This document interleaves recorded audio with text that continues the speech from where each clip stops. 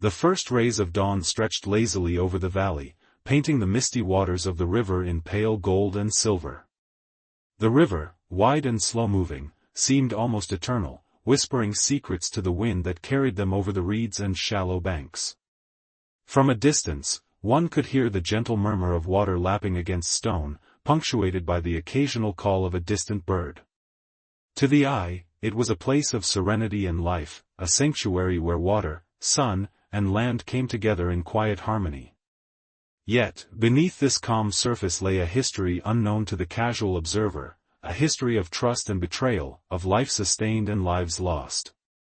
The river, which seemed to cradle existence in its arms, held a subtle, indifferent power, a reminder that the world moves according to its own rules, not ours. The tribe, small and determined, had long wandered the surrounding plains, seeking a home where food was abundant and water reliable.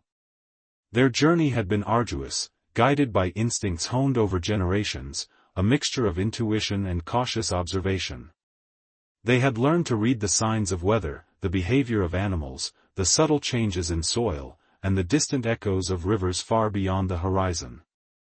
Each decision carried weight, each choice a possibility of life or death. And yet, there was a particular allure to this river, one that seemed almost sentient in the way it invited the weary traveler to rest beside its banks, to drink from its shallow edges, to linger and let its gentle currents soothe the mind and spirit. Children of the tribe played along the edges of the water, their laughter echoing like fragile bells in the valley. Their small hands skimmed the surface, sending ripples across the mirrored reflection of the sky. For them, the river was a source of wonder, a playground, a teacher in its own right. Their elders watched with a mixture of pride and unease, recognizing the same gleam of joy in their own eyes when the river first revealed itself to them many years ago. They remembered the nights spent listening to its songs, feeling the pulse of life it carried in every droplet, in every shift of its current. There was a quiet understanding that the river was a giver, but also that it demanded respect, patience, and humility. The flora along the banks formed a living mosaic of green and gold, reeds swaying gently with the morning breeze, moss clinging stubbornly to rocks worn smooth by centuries of water. Occasionally, a fish would break the surface, glinting like silver lightning, before disappearing beneath the river's reflective veil. The subtle fragrance of wet earth mingled with wildflowers, and the air carried the faint metallic scent of minerals that enriched the soil and nourished the plants. Every element of this landscape seemed designed to sustain life, yet all bore the quiet warning that such abundance was neither permanent nor guaranteed. Even as the tribe marveled at this tranquil scene, their ancestors' whispers seemed to float on the wind. Tales of rivers that turned violent without warning, of settlements swept away by floods, of those who misread the water and paid the ultimate price. These stories were woven into the fabric of their culture, recited in hushed tones around nightly fires, a cautionary chorus beneath the lull of crickets and the distant howl of predators. The river before them now was different, they believed, safer, steadier, familiar, but the knowledge of past tragedy lingered like a shadow, reminding them that trust must be earned, not assumed. The tribe's leaders, standing slightly apart from the children, observed the river with careful eyes. They discussed quietly the possibilities it offered: fertile soil for planting, fish to catch, a reliable source of drinking water, and a natural barrier against potential threats. Yet even as they spoke of these advantages, their words were tempered with caution, aware that the river could change its demeanor as abruptly as the wind shifts in the mountains. Decisions were weighed not just with practical consideration but with the weight of foresight, of knowing that every choice resonated beyond the immediate moment. The light continued to grow, the mist lifting to reveal the river's full breadth. Its waters shimmered like molten silver under the growing sun, reflecting the jagged line of distant cliffs and the gentle slopes of the surrounding hills. Time seemed both suspended and urgent here, a paradox that mirrored the lives of those who depended on this liquid artery. Each ripple, each reflection, each subtle change in flow was a language the tribe had begun to understand, yet even their wisdom could not fully decipher the hidden messages that the river held. As the morning wore on, the valley seemed alive with a delicate balance of serenity and underlying tension. The tribe moved slowly, deliberately, attuned to every sound, every movement of bird, wind, and water. They were explorers and inheritors, dreamers and pragmatists, carrying both hope and caution in their hearts. In this fragile harmony, one could sense the narrative of life itself, a story of trust, risk, beauty, and inevitable change. And so, as the river whispered its timeless song, the tribe settled beside its banks, drawn by its promise, unaware that the story they were about to live would be defined as much by tragedy as by the fleeting beauty of these first, golden hours. The river, in all its splendor and subtle menace, waited patiently, an eternal witness to the fragile human lives that dared to place their faith in its waters. Its currents carried memory and warning alike, and the tribe, with all their hope and resilience, had only just begun to understand the depth of the bond they had chosen, and the consequences that trust would demand. In these quiet moments, life and death, beauty and danger, trust and betrayal existed side by side, shaping the destiny of all who lingered too long beside the whispering, forgotten waters. Long before the river had claimed its name, long before the valley became the stage of countless dramas played between earth and water, the tribe wandered through vast stretches of open plains and forested hills, searching for a place that could sustain them. Their journey had begun generations earlier, guided by instinct, observation, and an unspoken connection to the rhythms of nature. Each step they took was informed by countless lessons passed down orally, stories of triumph and failure, survival and loss, embedded deep into the collective memory of the people. The tribe was not a mere gathering of humans, they were a living network of knowledge, emotion, and resilience, honed over centuries of observing the land and the creatures that inhabited it. The elders recalled tales of ancestors who had crossed great distances in pursuit of fertile soil and reliable water. Their migrations were dictated by seasons, winds, and celestial markers, yet also by the silent signs that nature offered, the patterns of migrating herds, the subtle shifts in soil texture, and the smell of distant waters carried by the wind. Children were taught from birth to notice the smallest details, how certain birds flew in particular formations before storms, how the grass bent differently in the morning dew depending on the presence of underground moisture, how insects would appear or vanish in correlation with rainfall. Every observation had meaning, every action had consequence. Their world was a delicate web in which every thread, no matter how small, mattered. As they moved through the undulating landscape, their lives were structured by an intricate system of roles and responsibilities. The hunters tracked animals with patience and reverence, studying their habits and footprints. The gatherers knew the forest floor intimately, identifying edible roots, fruits, and herbs while avoiding hidden dangers. The weavers and artisans transformed natural materials into tools and protective garments, crafting objects of practicality and artistry alike.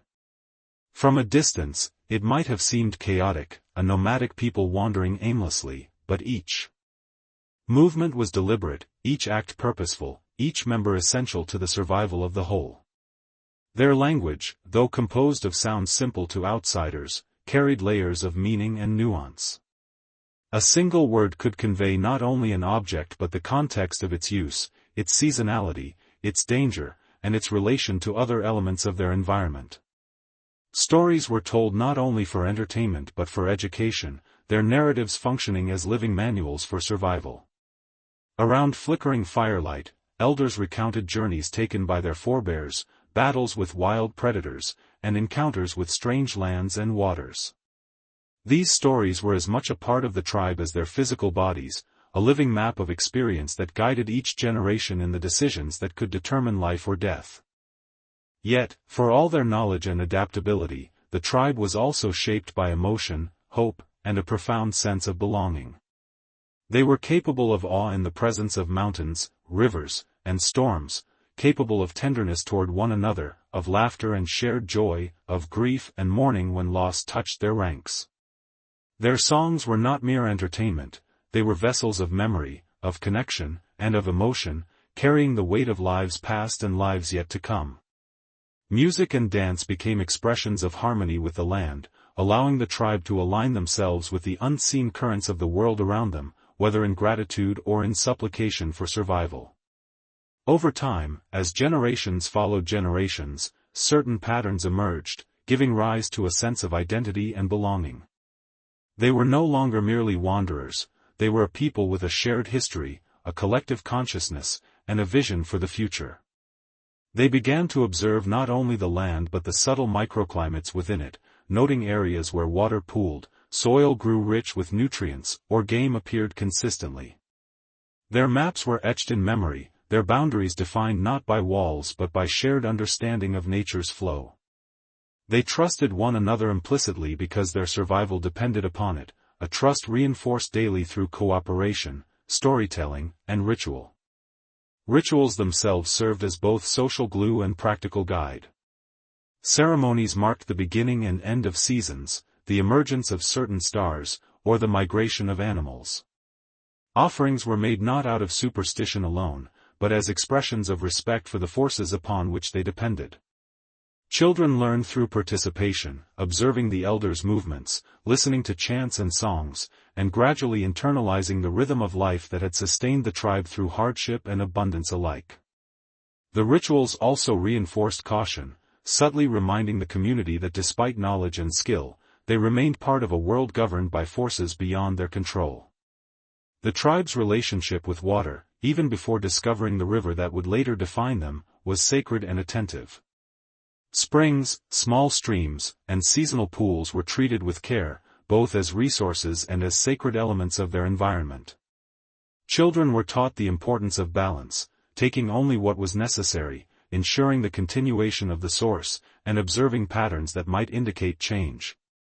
Water was a teacher, a sustainer, and at times a subtle threat, whose presence dictated movement, settlement, and survival strategies.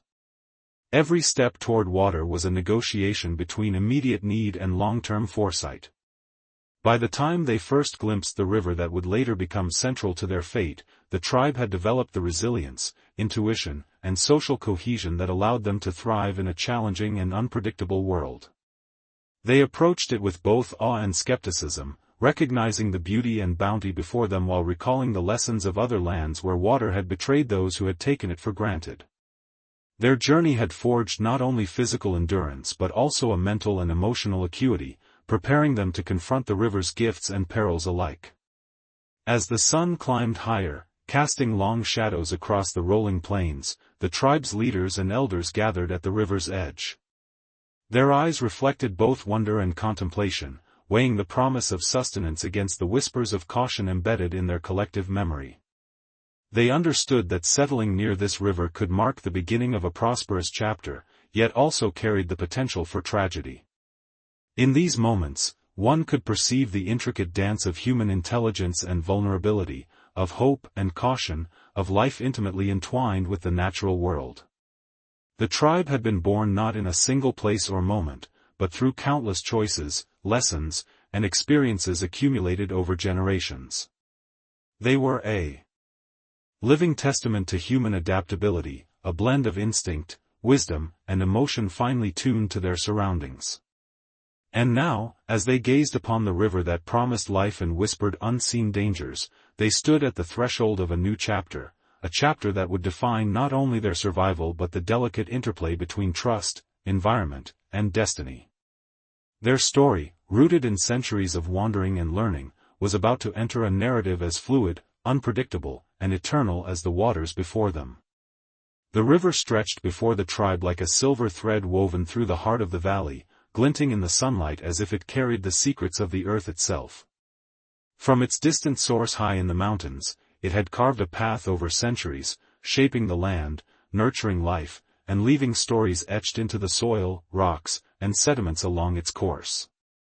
To the tribe, it appeared almost alive, a force of both beauty and necessity, whose waters could nourish crops, sustain animals, and quench human thirst. Its promise was tangible, fertile banks lined with reeds, pools teeming with fish, and a gentle current that suggested a rhythm of life steady and reliable. Yet, beneath this apparent serenity, subtle signs hinted at the river's complexity and the hidden perils it carried. The first approach to the river was a mixture of awe and careful observation. Hunters crouched low, scanning the water's edge for movement, noting where fish leapt and birds swooped. The gatherers traced the patterns of reeds and mud, aware that the distribution of plant life could reveal deeper truths about the soil and the river's behavior in different seasons. Even the children, curious and tentative, stepped lightly along the banks, sensing the undercurrent of power that pulsed beneath the river's placid surface. Every ripple, every reflection, every subtle shimmer of light was a message the tribe learned to interpret, a language written in water and wind, understood through intuition, experience, and careful attention.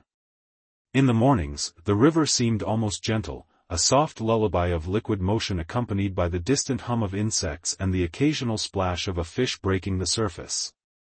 Yet those who watched closely could perceive its dual nature. The water, clear in some places and dark and mysterious in others, revealed both opportunity and caution. Pools that glistened with promise could conceal deep channels, sudden drops, or treacherous mudflats. Currents shifted with the slightest change in rainfall upstream. The river was a giver, but it demanded respect, knowledge, and humility.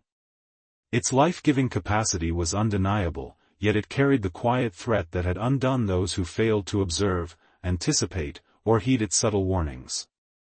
Over days and weeks, the tribe mapped the river with meticulous care.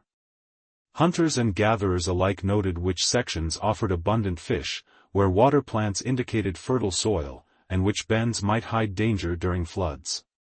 The elders held council, recalling stories passed down from ancestors, echoing tales of rivers that had betrayed settlements, washing away crops, shelters, and lives in a single, relentless surge. The tribe balanced these memories against their immediate observations, aware that the river's character could shift from benevolent to perilous without warning.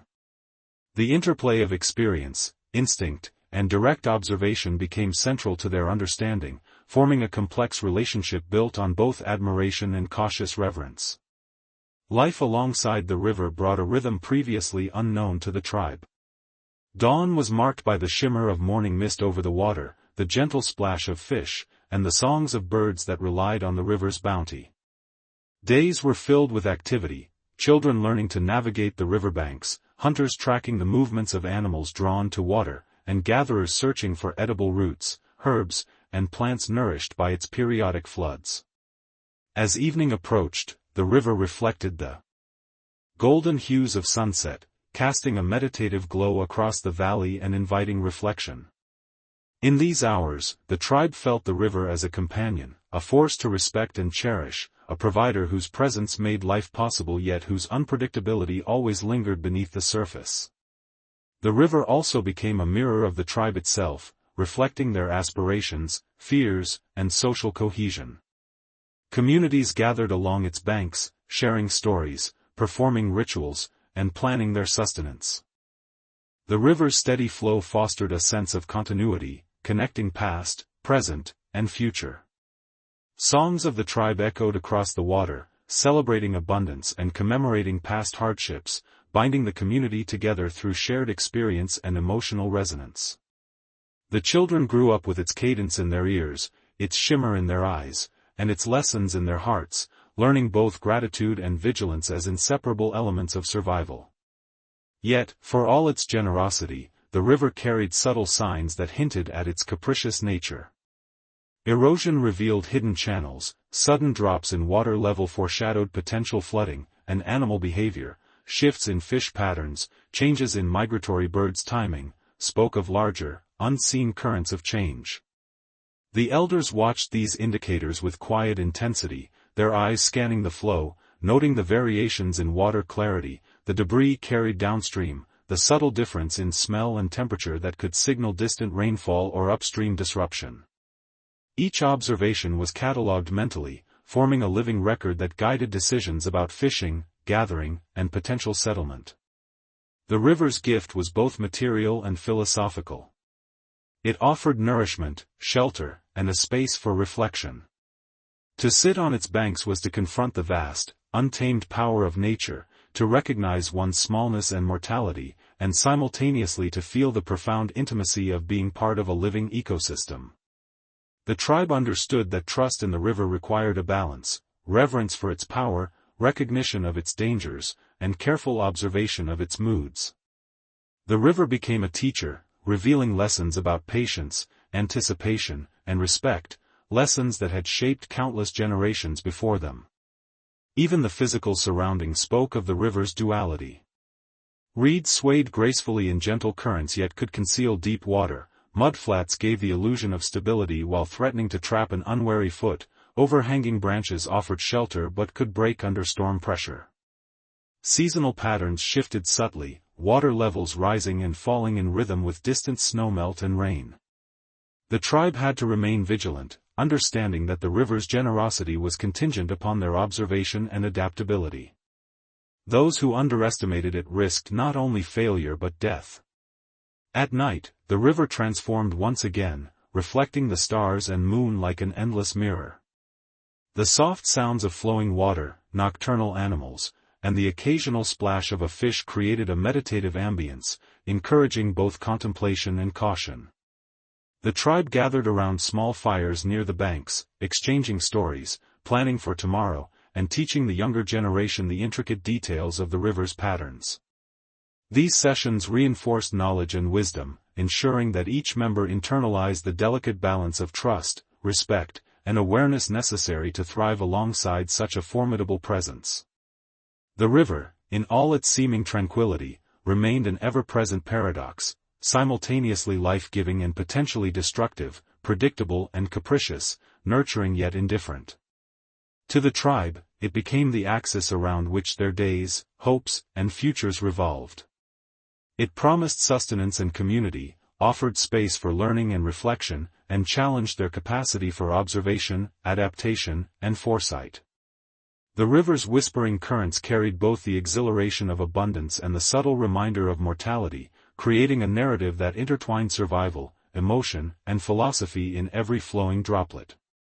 And so, as the tribe settled closer to its banks, establishing small shelters and marking territories, they carried within them both trust and caution.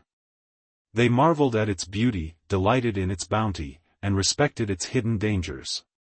In this delicate balance, they experienced a profound truth: life alongside the river was not merely about survival, it was about understanding, anticipation, and the acceptance of forces larger than themselves. The river, eternal and patient, would shape their story as much as they would attempt to shape their lives around it, a relationship of mutual influence, quiet tension, and inevitable lessons. The tribe's fascination with the river was tempered by the whispers of the past, etched not in scrolls or books but in stone, in the silent remnants of those who had lived and perished along similar waterways. Rocks, cliffs, and eroded banks carried stories older than memory, a geological record of both abundance and disaster. To the tribe, these stones were teachers, their markings subtle but unmistakable to those who knew how to read them.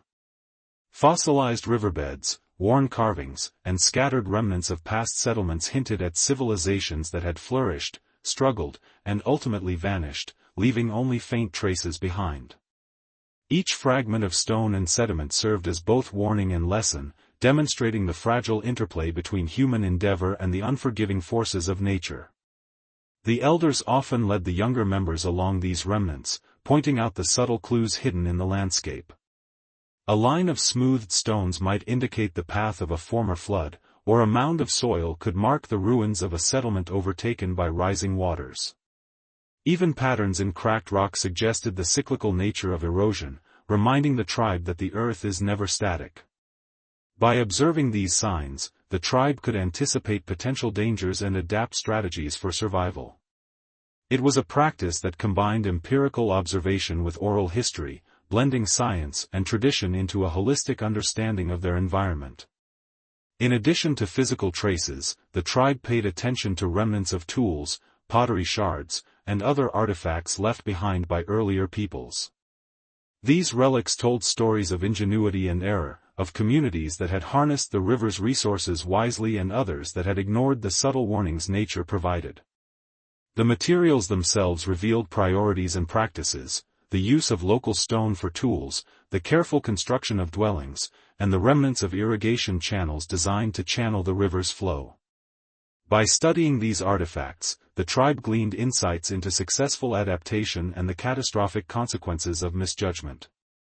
Each fragment was a silent teacher, demanding attention, contemplation, and respect. The landscape itself bore silent testimony to past tragedies. Landslides, scarred hillsides, and sudden drops in terrain reminded the tribe that water and earth were forces beyond human control. The river, for all its apparent calm, could become a destructive agent, reshaping the valley in moments of sudden flood or relentless erosion. These scars, permanent yet instructive, reinforced the philosophical understanding that humans exist within systems far larger than themselves. The tribe's awareness of these lessons was not mere superstition, it was a practical understanding of patterns, a disciplined observation of cause and effect, and a deep respect for the consequences of ignorance. The tribe's children, curious and eager, learned to read these stone lessons with guidance and patience. They were taught to recognize cracks, fissures, and unusual formations as part of a living record of environmental forces. They watched the elders trace lines along rock faces, explaining how rainfall, sediment, and water flow had shaped the terrain over decades and centuries. Even the subtle textures of moss and lichen carried meaning, signaling moisture levels, past inundation, and the fertility of nearby soil. Through these lessons, the young absorbed knowledge not just of survival, but of history, philosophy, and the interconnectedness of all things. Archaeological knowledge, passed orally through generations, emphasized both awe and caution. Tales of ancient tribes who had trusted the wrong waters were interwoven with observations of the stone itself. A child might hear of a flood that destroyed a village and then touched the remnants of the riverbank, feeling the compacted mud and worn rock as evidence of past events. This multisensory approach created a deep, embodied understanding of risk and reward. The lessons written in stone were not abstract, they were lived, felt, and internalized, forming a cognitive and emotional map of survival. Even as the tribe contemplated these ancient markers, they recognized the limits of human perception. Stones could teach, but they could not predict every event. They could indicate patterns, hint at previous cycles of abundance and disaster, yet the river and valley remained dynamic, influenced by forces beyond observation. This realization fostered humility, a philosophical grounding that tempered ambition with prudence. The tribe understood that mastery over the environment was an illusion, rather, survival required observation, adaptation, and respect for the unpredictability of nature. In many ways, the stone lessons were also a mirror of human behavior itself. The remnants of past peoples reflected patterns of choice, risk, and resilience. Some had built wisely, observing the rhythms of water and land, integrating their lives harmoniously with the environment. Others had ignored signs, driven by greed, ignorance, or overconfidence, only to face ruin. The tribe internalized these patterns, not as fatalistic prophecy, but as guideposts for decision-making, blending caution with courage, memory with observation, and reflection with action. The river that flowed nearby served as a living continuation of the lessons in stone. Its currents echoed the patterns etched into the valley floor, reinforcing what could be learned from geological and archaeological evidence. By comparing the river's present behavior with the stone's historical record, the tribe began to develop a nuanced understanding of timing, flow, and risk management. Observations of erosion, sediment deposits, and water clarity were cross-referenced with the scars in the landscape, creating a layered comprehension that was both practical and philosophical. The elders emphasized the moral dimension of these lessons. Trust, judgment, foresight, and humility were not abstract ideals, they were survival skills encoded in the landscape itself. Respecting the river, observing its rhythms, and understanding the history written in stone became intertwined with the tribe's ethical framework. The environment demanded responsibility, and human action was inseparable from the broader consequences of living in harmony, or conflict, with natural forces. These teachings fostered not only survival but a sense of moral coherence, a recognition that humans are neither omnipotent nor separate from the systems that sustain them. By integrating these lessons into daily life, the tribe transformed knowledge into wisdom. Observing the stone, interpreting its messages, and applying insights to farming, hunting, and settlement decisions created a continuous loop of learning. Each day offered opportunities to reinforce understanding, to test hypotheses, and to refine instincts. The river, the valley, and the stones themselves became co-teachers, blending physical evidence with historical memory and philosophical insight. In this way, the tribe developed a sophisticated relationship with their environment, one that combined empirical observation, ethical reflection, and emotional resonance. Through these practices, the tribe's identity solidified. They were not merely survivors, they were observers, philosophers, and historians in their own right. The valley, with its river and stones, became both home and classroom, shaping generations with lessons written over centuries. Awareness of past failures, encoded in the landscape and oral history, gave them the tools to anticipate challenges, to respect natural forces, and to maintain cohesion as a community. In the interplay between stone, water, and human action, the tribe found a rhythm of life, a delicate balance that would define their existence and ultimately shape the story of trust, hope, and tragedy that was about to unfold.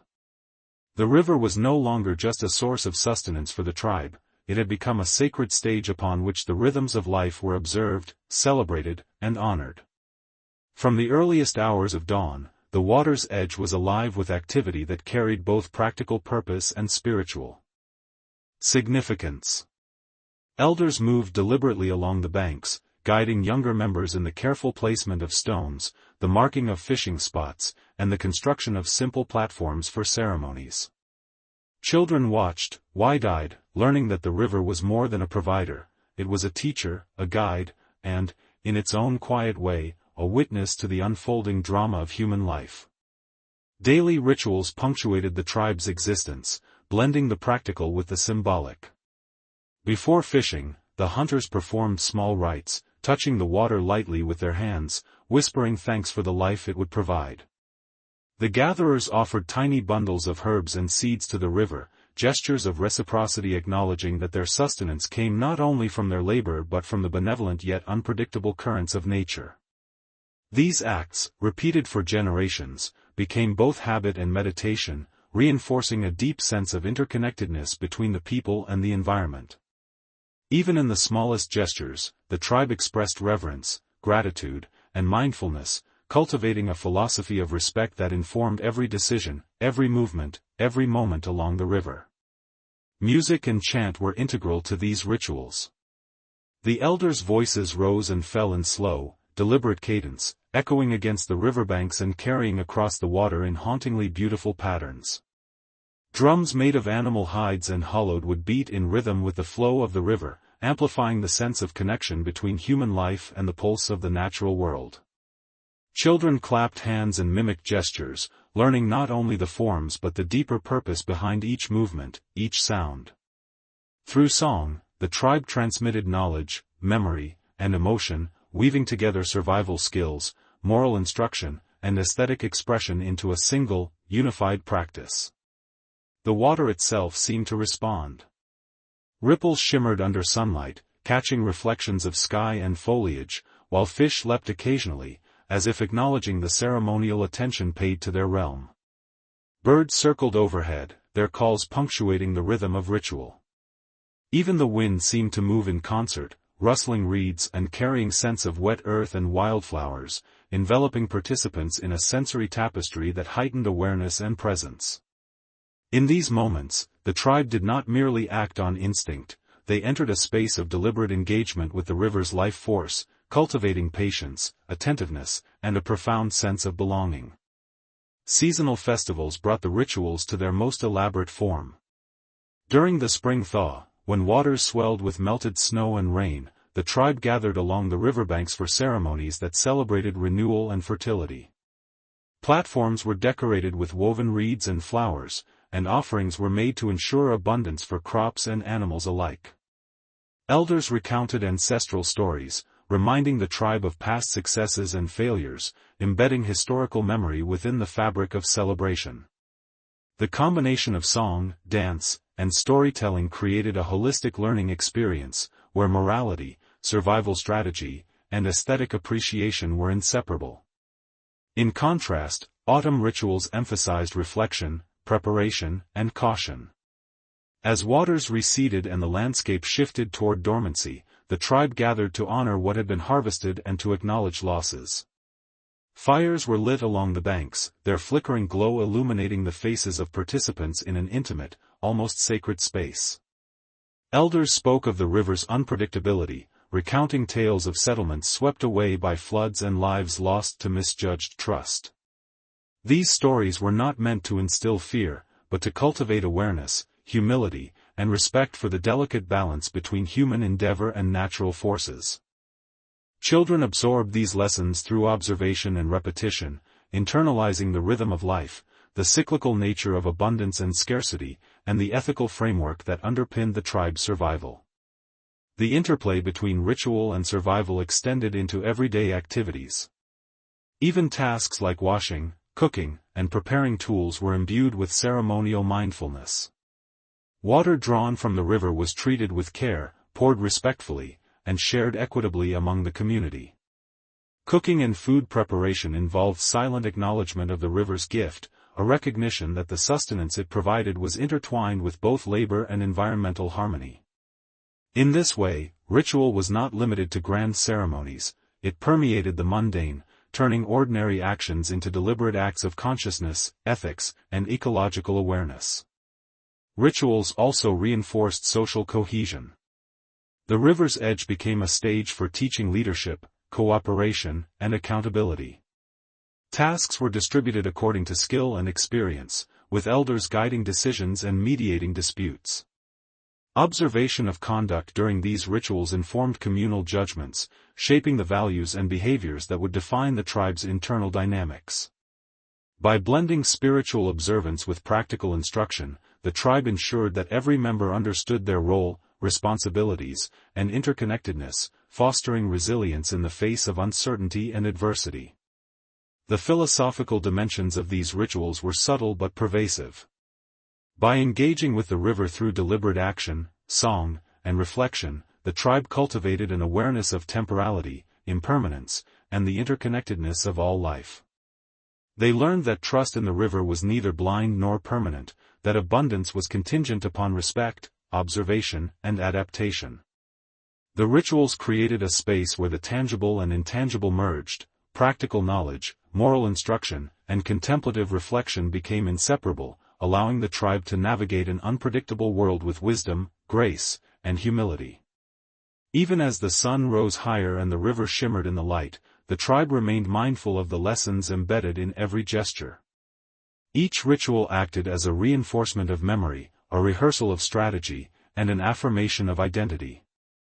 They were performers and students simultaneously, engaging with their environment, their ancestors, and one another in a continuous dialogue of survival and reflection.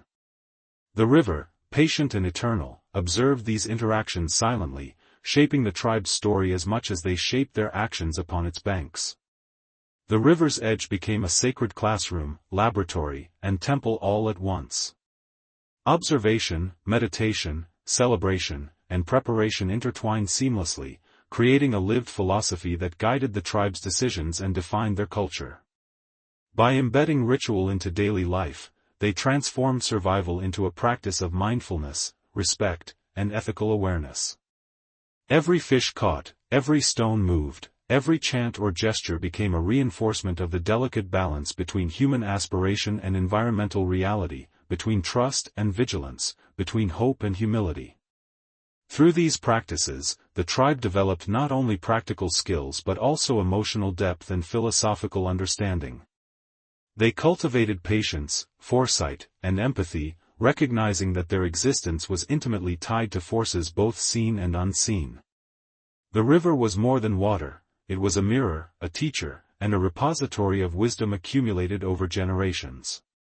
To live by its banks was to participate in a continual dialogue with nature, history, and one's own community, a dialogue that shaped identity, morality, and survival alike. And so, life by the river became a rhythmic interplay of ritual, labor, observation, and reflection. The tribe moved in harmony with the currents, celebrating abundance, preparing for scarcity, and internalizing the lessons of centuries. through both action and contemplation. In this delicate integration of ceremony, survival, and philosophy, the river's presence was a constant reminder: life is precious, fragile, and contingent upon attentiveness, humility, and respect. The rituals by the water's edge, repeated and refined across generations, ensured that the tribe could navigate the river's gifts and perils alike, laying the foundation for both prosperity and resilience in the chapters yet to come. For weeks, subtle shifts began to ripple through the valley, barely noticeable at first but impossible for the tribe to ignore. Birds altered their migratory paths, lingering longer in unusual locations, calling out in tones that carried urgency rather than melody. Fish moved in patterns that contradicted previous seasons, appearing in pools that were normally empty and vanishing from areas that had once teemed with life. Even the wind seemed different, carrying scents and sounds that were both familiar and strangely foreboding. These were the first signs, quiet yet insistent, that the natural rhythm of the river and valley was altering, offering the tribe messages they could not afford to overlook. The elders observed these changes with grave attention, interpreting the omens with a mixture of empirical knowledge and ancestral wisdom.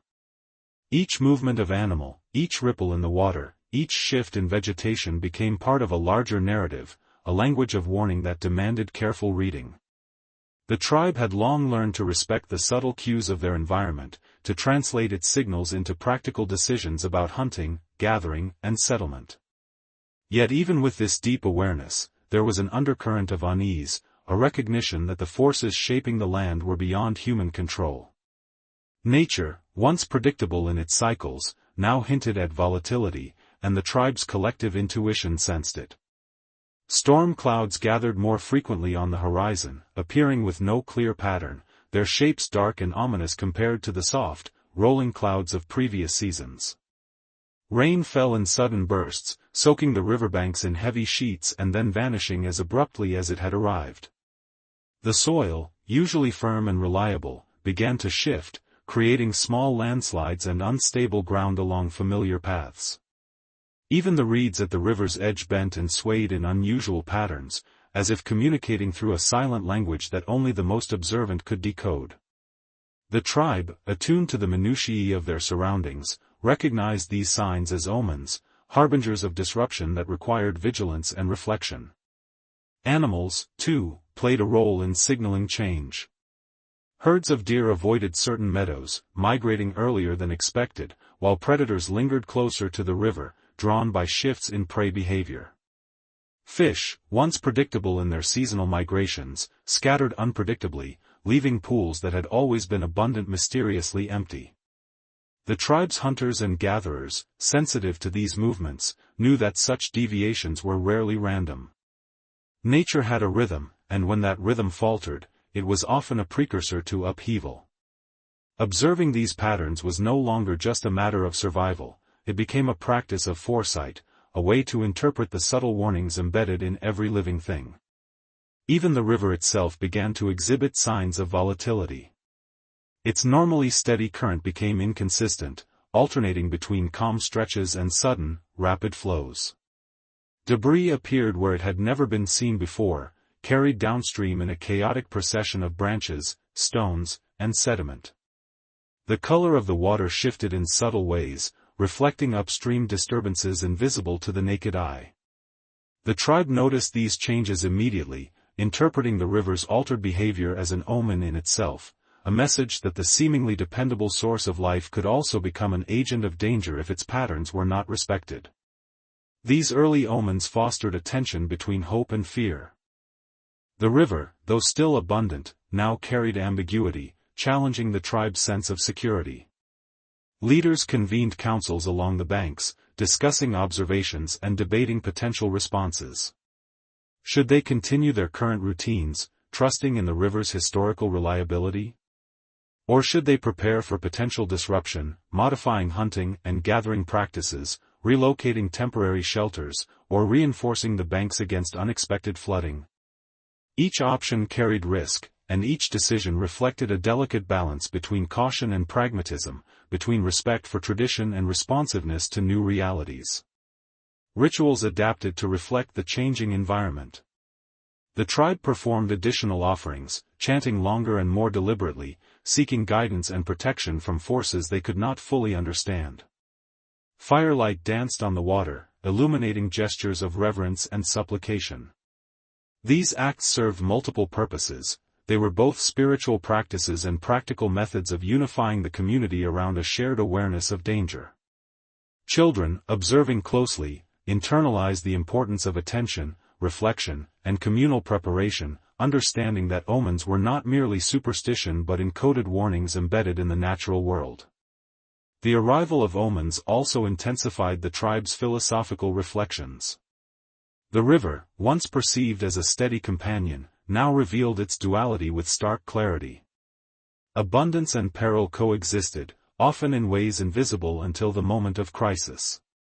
This duality became a lens through which the tribe contemplated existence itself. Life was precious yet fragile, human understanding limited yet adaptable, and survival contingent upon constant awareness and ethical engagement with the world.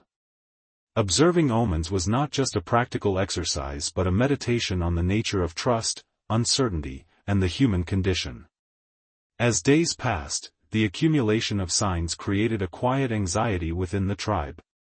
Conversations were laced with caution, plans were weighed carefully, and the elders' observations gained heightened authority. The younger members, while curious and energetic, began to sense the gravity of the changes unfolding around them. Even the river's gentle murmur at dawn now carried a note of unpredictability, reminding all who listened that the world was alive with forces beyond comprehension. The omens, subtle and persistent, demanded not reaction alone but reflection, foresight, and respect. By observing these warnings, the tribe strengthened its resilience. They began to adjust daily routines, experiment with new fishing techniques, and monitor water levels with increased frequency. Communication became more deliberate, with detailed sharing of observations between hunters, gatherers, and leaders. This vigilance fostered a heightened sense of community, as each member understood that survival depended not solely on individual skill but on collective awareness and action. The omens, while unsettling, catalyzed growth, adaptability, and deeper engagement with the environment.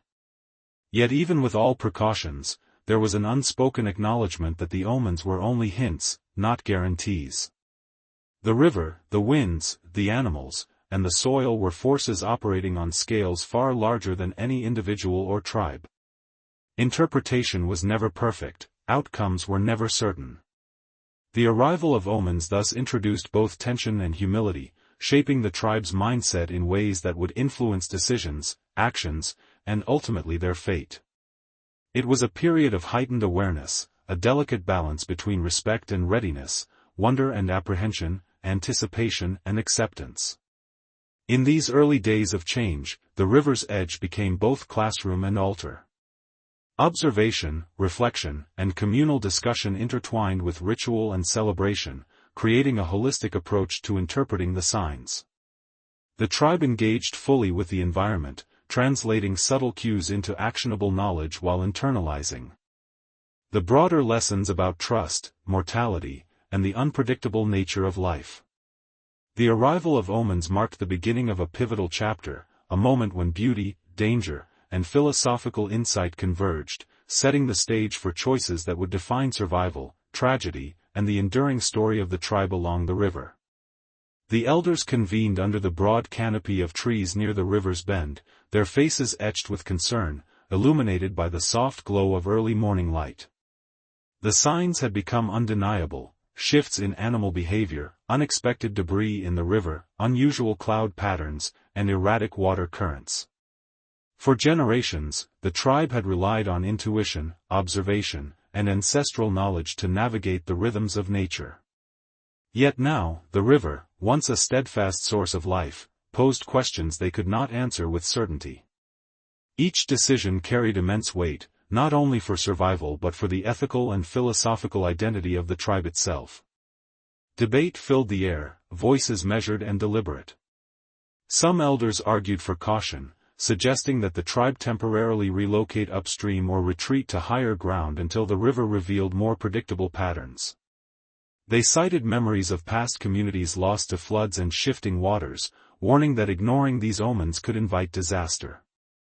Others, however, emphasized the river's undeniable gifts: fertile soil, abundant fish, and reliable drinking water.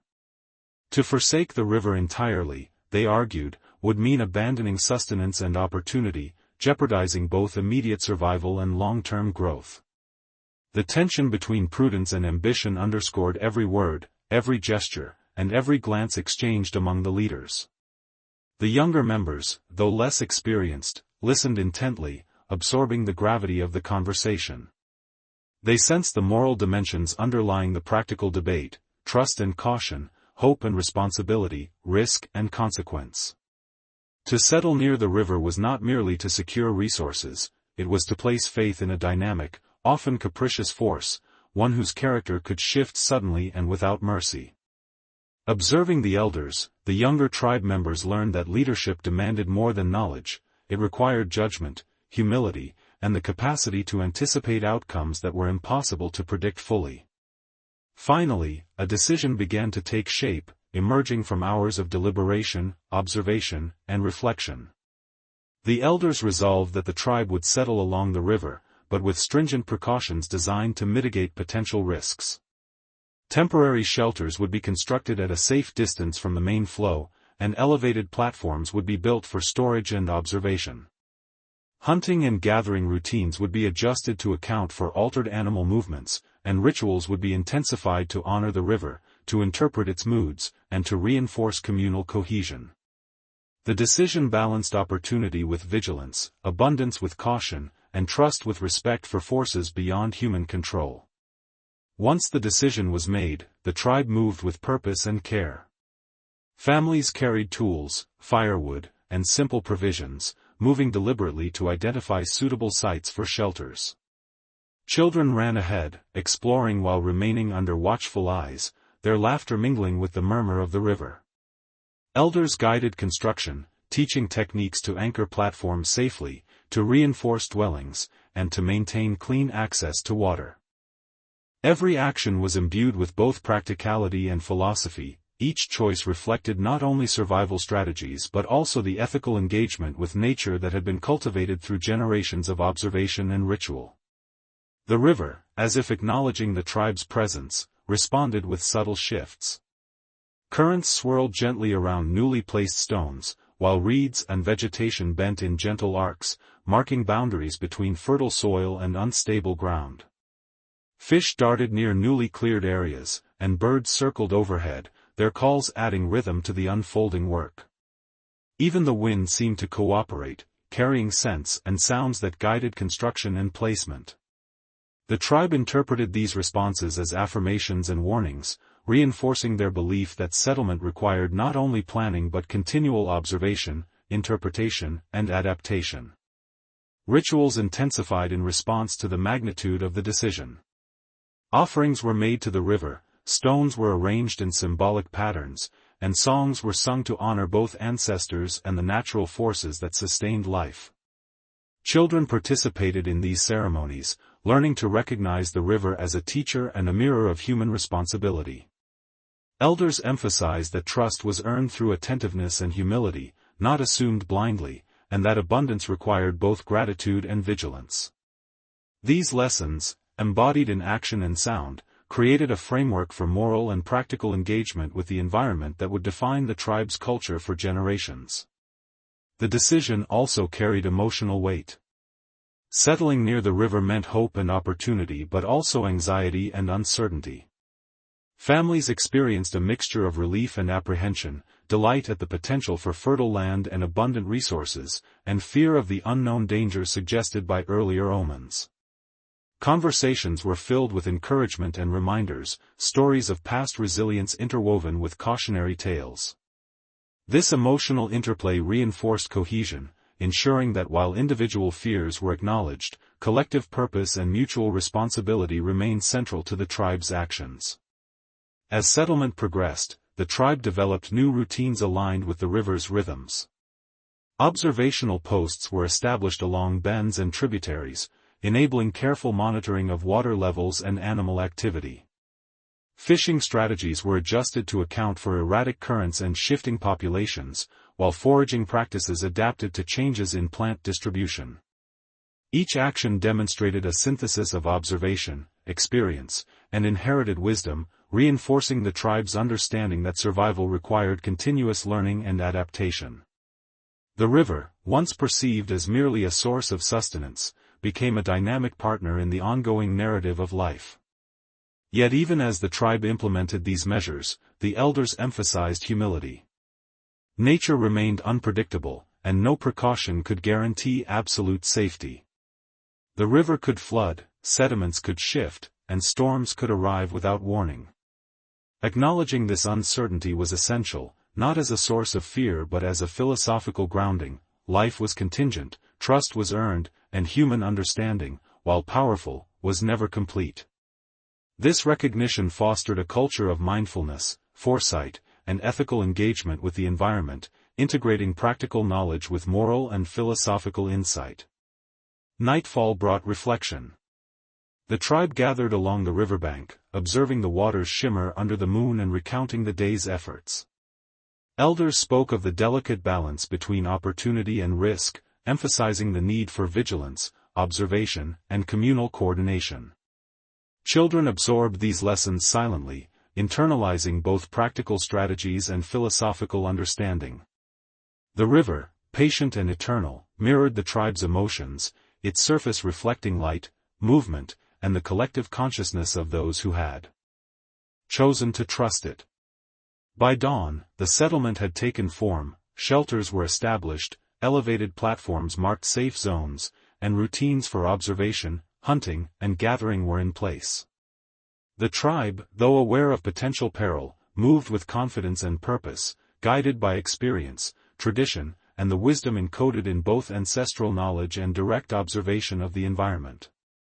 The decision to settle by the river, while fraught with risk, represented a profound synthesis of human intelligence, intuition, and philosophical reflection, a conscious choice to engage with the forces of nature rather than retreat from them.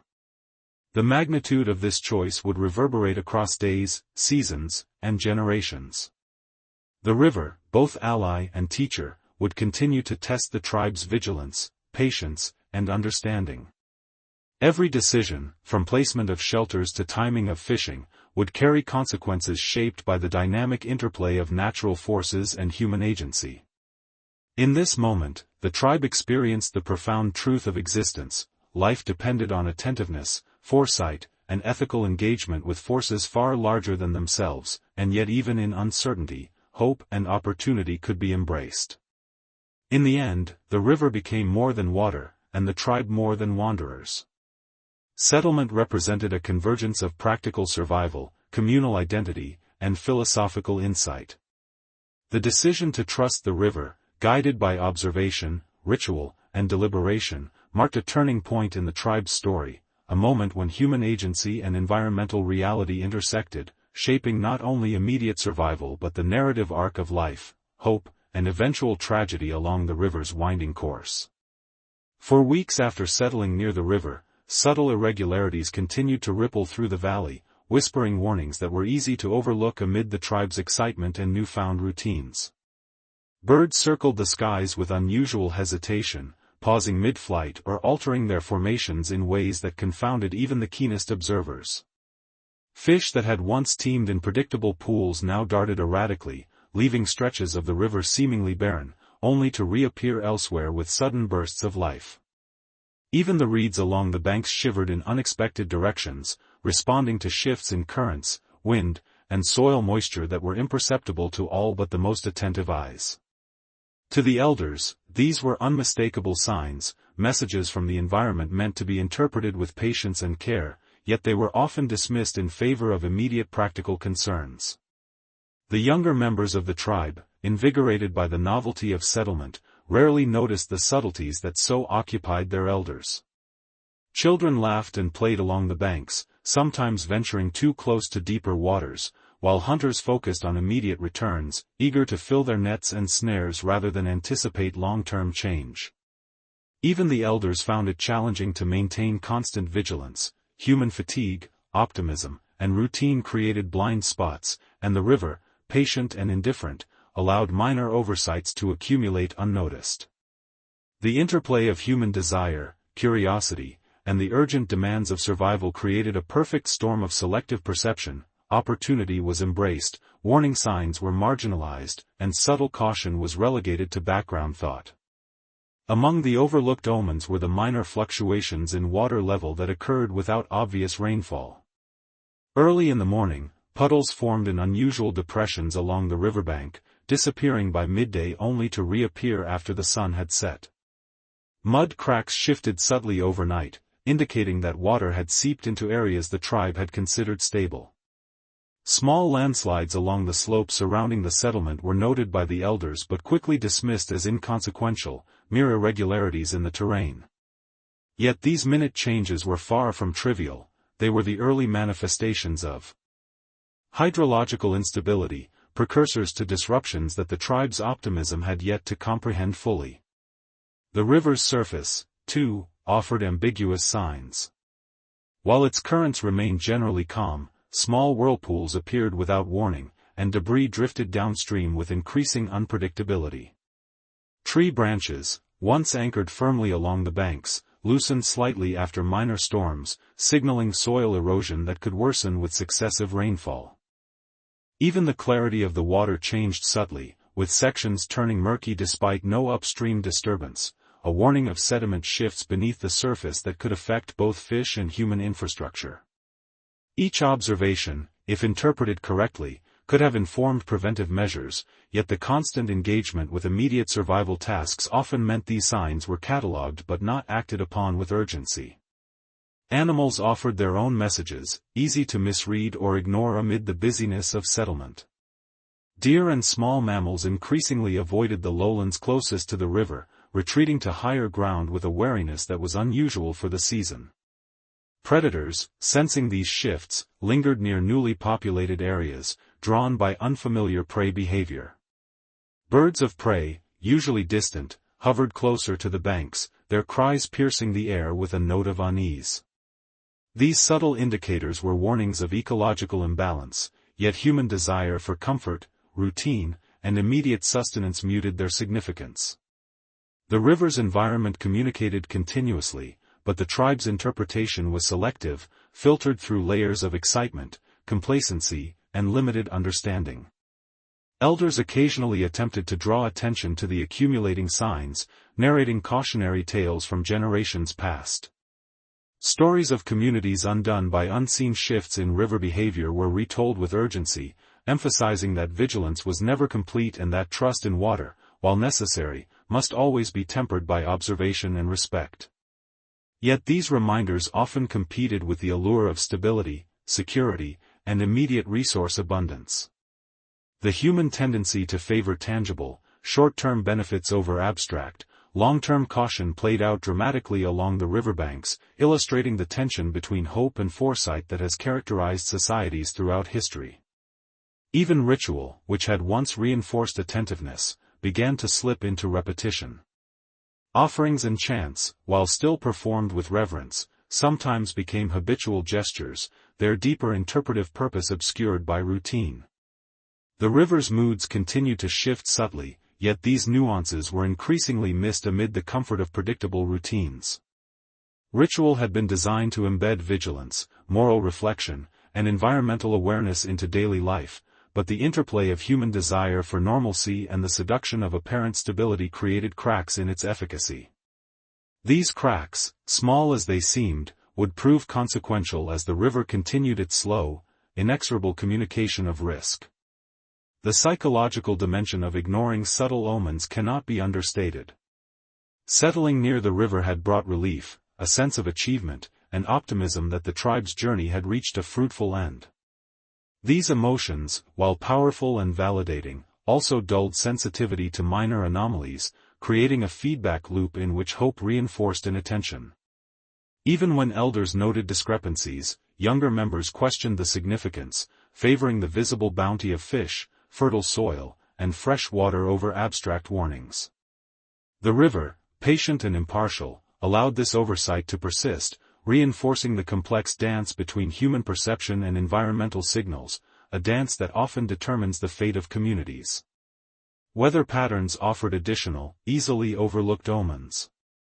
Sudden gusts of wind, minor cloud formations out of season, and isolated showers were recorded but rarely linked to broader hydrological risk. Yet these phenomena were part of an interconnected system, signaling upstream changes that could, cumulatively, result in significant impact.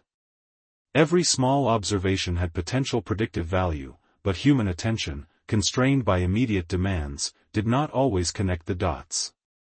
Knowledge, though present, was fragmented and vulnerable to the biases and distractions inherent in human cognition. Despite the subtlety of these signs, the tribe maintained a remarkable degree of resilience. Observational practices, collective memory, and ritual continued to provide a framework for response, albeit one compromised by selective attention. The elders' vigilance, combined with communal rituals, created a buffer against immediate disaster, allowing the tribe to navigate daily life successfully even as warnings accumulated in the background. Yet the river's patience was finite, and the subtle, ignored signs foreshadowed challenges that would escalate beyond routine mitigation. By the end of this period, the landscape itself seemed to carry a quiet tension. Shifts in soil, changes in water clarity, unusual animal behavior, and the river's subtle but persistent fluctuations coalesced into a network of omens that demanded interpretation. The tribe, though aware of some signals, had allowed optimism, habit, and distraction to mute their significance. The river continued its silent communication, the environment's voice growing in strength even as human attention faltered. These ignored signs, subtle yet foreboding, would shape the narrative of trust, vulnerability, and eventual crisis that was now quietly approaching, poised to test the tribe's preparedness, adaptability, and philosophical grounding in ways that no observation or ritual could fully anticipate. It began quietly, almost imperceptibly, as a soft patter of rain against leaves that the tribe initially welcomed as a blessing. The river, which had sustained life for generations, seemed to swell with renewed vigor, its surface shimmering under the diffuse light of a gray sky. At first, the water's rise was measured, predictable, almost reassuring. Children played at the river's edge, laughing as droplets dotted the surface, while elders observed the gentle increase with cautious optimism. Yet beneath the calm, subtle warnings persisted, currents shifted slightly faster than usual, the clarity of the water diminished, and reeds along the banks bent in irregular patterns. These were signals the tribe had seen before, hints of imbalance that had been overlooked in recent weeks of comfort and routine. As the day progressed, the rain intensified. Dark clouds gathered, moving swiftly across the sky, carrying wind and moisture that transformed the valley into a landscape of tension. Streams feeding into the river swelled, converging in a rush of turbulent water that deepened faster than anyone had anticipated. The elders, attuned to subtle environmental cues, recognized the escalation immediately. They called for a halt to normal activities, summoning families to higher ground, reinforcing shelters, and moving tools, food, and livestock to safer areas. The children, sensing the urgency in their elders' voices, abandoned play and followed instructions without hesitation, though fear tinged their eyes. The first wave of the flood arrived as a sudden surge, racing downstream with a force that seemed both alive and relentless. The river, previously a provider and teacher, now revealed a more formidable aspect of its character. Muddy waters, filled with debris from upstream, surged past familiar landmarks, eroding the banks and sweeping away anything unanchored. Fish were carried helplessly downstream, birds scattered in panic, and the wind whistled through reeds and trees with an eerie intensity. The tribe witnessed the raw power of the environment, a dramatic reminder of the fine line between abundance and destruction. The river's dual nature, long acknowledged in philosophy and ritual, had manifested in its most immediate and terrifying form. Amid the chaos, the tribe moved with remarkable coordination. Elders shouted directions over the roar of water, guiding families to temporary platforms and elevated ground.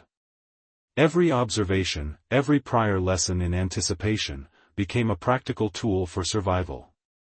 Children clung to parents, learning firsthand that the river, while life-giving, demanded respect and humility. Hunters abandoned nets and traps, focusing instead on securing vulnerable members and moving supplies to higher ground. Even the youngest members of the tribe absorbed critical knowledge, that observation, attentiveness, and rapid response could mean the difference between survival and tragedy. The flood's intensity varied along the river's course, creating pockets of relative safety and zones of extreme danger. Areas once considered fertile and secure became inundated within minutes, while adjacent zones remained passable. The tribe had to make split-second decisions, weighing risk against opportunity, familiarity against caution. The elders' authority and experience became indispensable, their ability to read water, soil, and wind serving as a guide for collective action. Observation merged with instinct, and knowledge gained over generations became the tool by which survival could be navigated amid chaos. Ritual, which had long shaped perception and awareness, took on new urgency. Offerings and chants were performed not as routine gestures but as appeals for guidance and protection. The river's spiritual and philosophical dimensions became inseparable from its physical reality. The tribe, though faced with immediate survival challenges, engaged in acts that reinforced communal cohesion, ethical responsibility, and attentiveness. These rituals, previously intertwined with daily life, now served as anchors of stability amid the unpredictable forces of the flood. The spiritual dimension was not escapism, it was a practical reinforcement of focus, cooperation, and moral clarity in the face of environmental upheaval.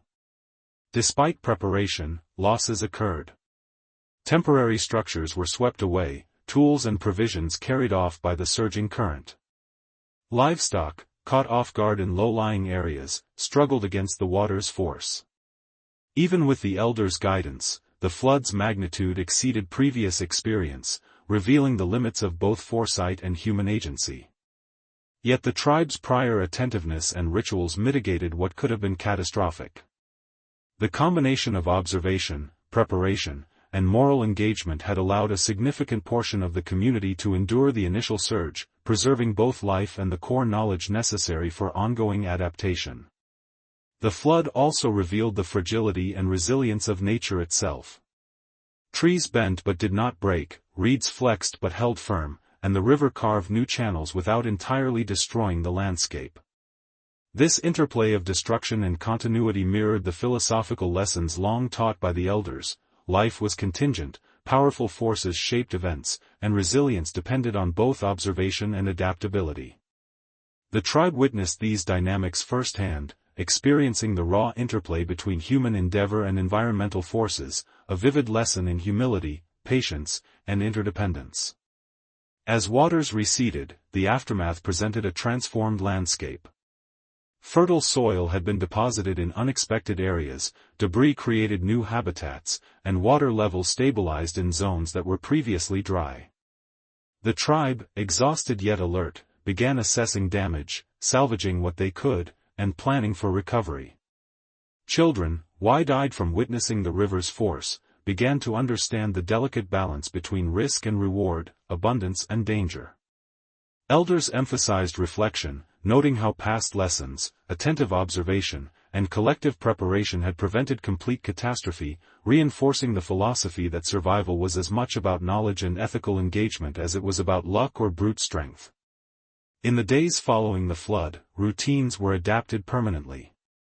Observation points were reinforced, shelters were relocated to higher ground, and rituals intensified to maintain awareness of the river's dual nature. The tribe incorporated the flood's lessons into oral history, ensuring that stories of survival, vigilance, and humility were passed to future generations. The river, now both teacher and test, had cemented its role as a central figure in the tribe's narrative, simultaneously provider, destroyer, and philosophical mirror. Even as life normalized, the psychological impact lingered. The tribe recognized that trust in the river could never be absolute, vigilance was permanent. Yet the flood also instilled a renewed respect for abundance, the fleeting gifts of life, and the importance of moral and communal cohesion. Children learned that survival required both observation and ethical engagement, that wisdom arose from reflection on past experience and attentiveness to subtle signals. The river had delivered both trauma and insight, shaping identity, philosophy, and the practical knowledge essential for continued existence. The first flood became a pivotal chapter in the tribe's story. It illustrated the consequences of overlooked omens, the importance of preparation, and the necessity of continuous observation. It reinforced lessons long taught by elders and rituals while highlighting the limits of human foresight. In surviving the deluge, the tribe solidified its understanding of environmental dynamics, communal responsibility, and the philosophical dimensions of trust and vigilance. The river, patient and eternal, had tested their readiness and resilience, imparting lessons that would echo through generations. Ultimately, the flood's arrival marked both an end and a beginning, an end to complacency, a beginning of heightened awareness, and a profound deepening of the tribe's relationship with the river. Life would continue, shaped by both abundance and caution, survival and reflection, hope and humility. The river's currents carried forward not only water but a narrative of human adaptability, the interplay of risk and reward, and the inescapable lesson that nature's duality was a force to respect, understand, and navigate with care, foresight, and philosophical reflection. The flood had passed, leaving the river calmer but forever altered. The once predictable currents now bore subtle scars, hints of shifting channels and displaced sediments that reshaped familiar landmarks. The tribe, emerging cautiously from temporary refuges, surveyed the transformed landscape with a mixture of relief, sorrow, and awe. Structures had been damaged or destroyed, tools swept away, and fields disrupted, yet the majority of the community had survived. The elders, guiding both recovery and reflection, emphasized that the river's lesson was not solely about loss, it was about understanding, humility, and the ongoing dialogue between humans and nature. In the days following the flood, the river's edge became a center of observation and contemplation. Elders led groups along the banks, pointing out subtle changes, areas where soil had eroded, stones carried downstream, and plant life disrupted. Each alteration carried significance, teaching lessons about the consequences of inattention, the dynamics of water, and the necessity of respect for forces that were both generous and perilous. Children observed intently, their curiosity tempered by the recent trauma, absorbing not only practical knowledge but philosophical insight. Life depended on vigilance, care, and the capacity to learn from both triumph and misfortune. Rebuilding began with deliberate attention. Shelters were reconstructed on elevated platforms, reinforced against future surges, while new observation points were established to monitor water levels, soil shifts, and animal patterns. The tribe approached reconstruction with a blend of urgency and caution, balancing immediate survival needs with long-term resilience. Food storage areas were relocated to higher ground, fishing spots re-evaluated, and pathways reinforced. Every action demonstrated an integration of knowledge gained from observation, ritual, and the lived experience of the flood, transforming recovery into a holistic exercise in adaptation and philosophical reflection. Rituals evolved in response to the flood. Offerings were made with renewed intensity, not only to honor the river's generosity but to acknowledge its power and unpredictability. Chants and songs, previously routine, became a framework for collective reflection, emphasizing attentiveness, humility, and ethical responsibility. These ceremonies reinforced communal cohesion, allowing the tribe to process trauma collectively, internalize lessons, and reaffirm trust in both one another and the environment, tempered by heightened awareness. Children participated in these rituals, observing the blend of practical knowledge and philosophical insight, learning that survival encompassed more than skill, it required reflection, foresight, and ethical engagement. The flood's aftermath also prompted reconsideration of prior decisions. Elders reflected on the choice to settle near the river despite earlier omens, weighing risk against reward. They acknowledged that trust, while essential, must always be informed by observation, vigilance, and preparedness. The tribe's philosophical understanding deepened, recognizing that human agency interacts continuously with forces beyond comprehension and control. The river, once a symbol of abundance, now embodied duality, a giver and taker, a teacher and a test, a mirror reflecting both human aspiration and environmental reality. Emotional recovery was as important as physical rebuilding. The flood had left its mark on the tribe's collective psyche, instilling caution, fear, and respect in equal measure. Conversations were infused with reflection, elders recounting moments when foresight had prevented catastrophe, and instances where oversight had compounded risk. The tribe learned to balance confidence with humility, recognizing that survival depended on attentiveness to both external and internal forces.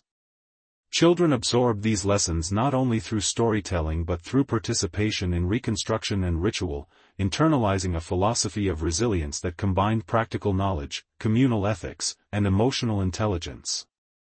Ecological observations became central to post-flood life. The tribe monitored water clarity, soil stability, and the movement of plants and animals with greater intensity. Small deviations that had once been dismissed now received immediate attention, integrated into routines, and discussed collectively. Each observation reinforced the interconnectedness of life. Fish movement indicated sediment shifts, plant stress signaled soil erosion, and animal behavior reflected both predator-prey dynamics and environmental change. Through careful attention, the tribe translated subtle cues into actionable strategies, ensuring that recovery was not merely reactive but anticipatory, blending empirical observation with inherited wisdom. Philosophical reflection deepened during this period. The flood had revealed the limits of human foresight, the delicate balance between abundance and peril, and the necessity of ethical engagement with natural forces. Trust, the tribe realized, could not be blind, it must be informed by observation, respect, and adaptation. Life along the river became a meditation on impermanence, contingency, and responsibility. Every action, from construction to fishing, from ritual to storytelling, was imbued with layers of meaning, blending survival, communal cohesion, and philosophical insight into a unified practice. The flood's impact extended into storytelling and memory. Elders recounted the events repeatedly, emphasizing both practical lessons and moral reflection. Tales of narrow escapes, moments of foresight, and lapses in attention became foundational narratives, shaping the tribe's identity and values. Children listened, learning that stories were not mere entertainment but repositories of knowledge, ethics, and philosophical understanding. The river, through its transformative power, had become a teacher not only in survival but in the deeper lessons of attentiveness, adaptability, and respect for forces greater than human comprehension. Over time, routine stabilized, yet awareness remained heightened. Observation, ritual, and reflection were interwoven into daily life more consciously than before. Families reinforced shelters, children participated in monitoring water levels, and elders guided communal tasks with an emphasis on mindfulness. Even mundane activities, collecting firewood, fishing, or washing, were performed with renewed attention, each gesture an acknowledgement of the delicate balance between human action and environmental forces. The flood had instilled a sustained vigilance that transformed daily life into a continuous practice of learning, ethical engagement, and philosophical reflection. The river itself had become a living symbol of duality. It was source and test, teacher and challenge, benefactor and force of disruption. The tribe's relationship with it had shifted, trust was now cautious, observation continuous, and ritual deliberate.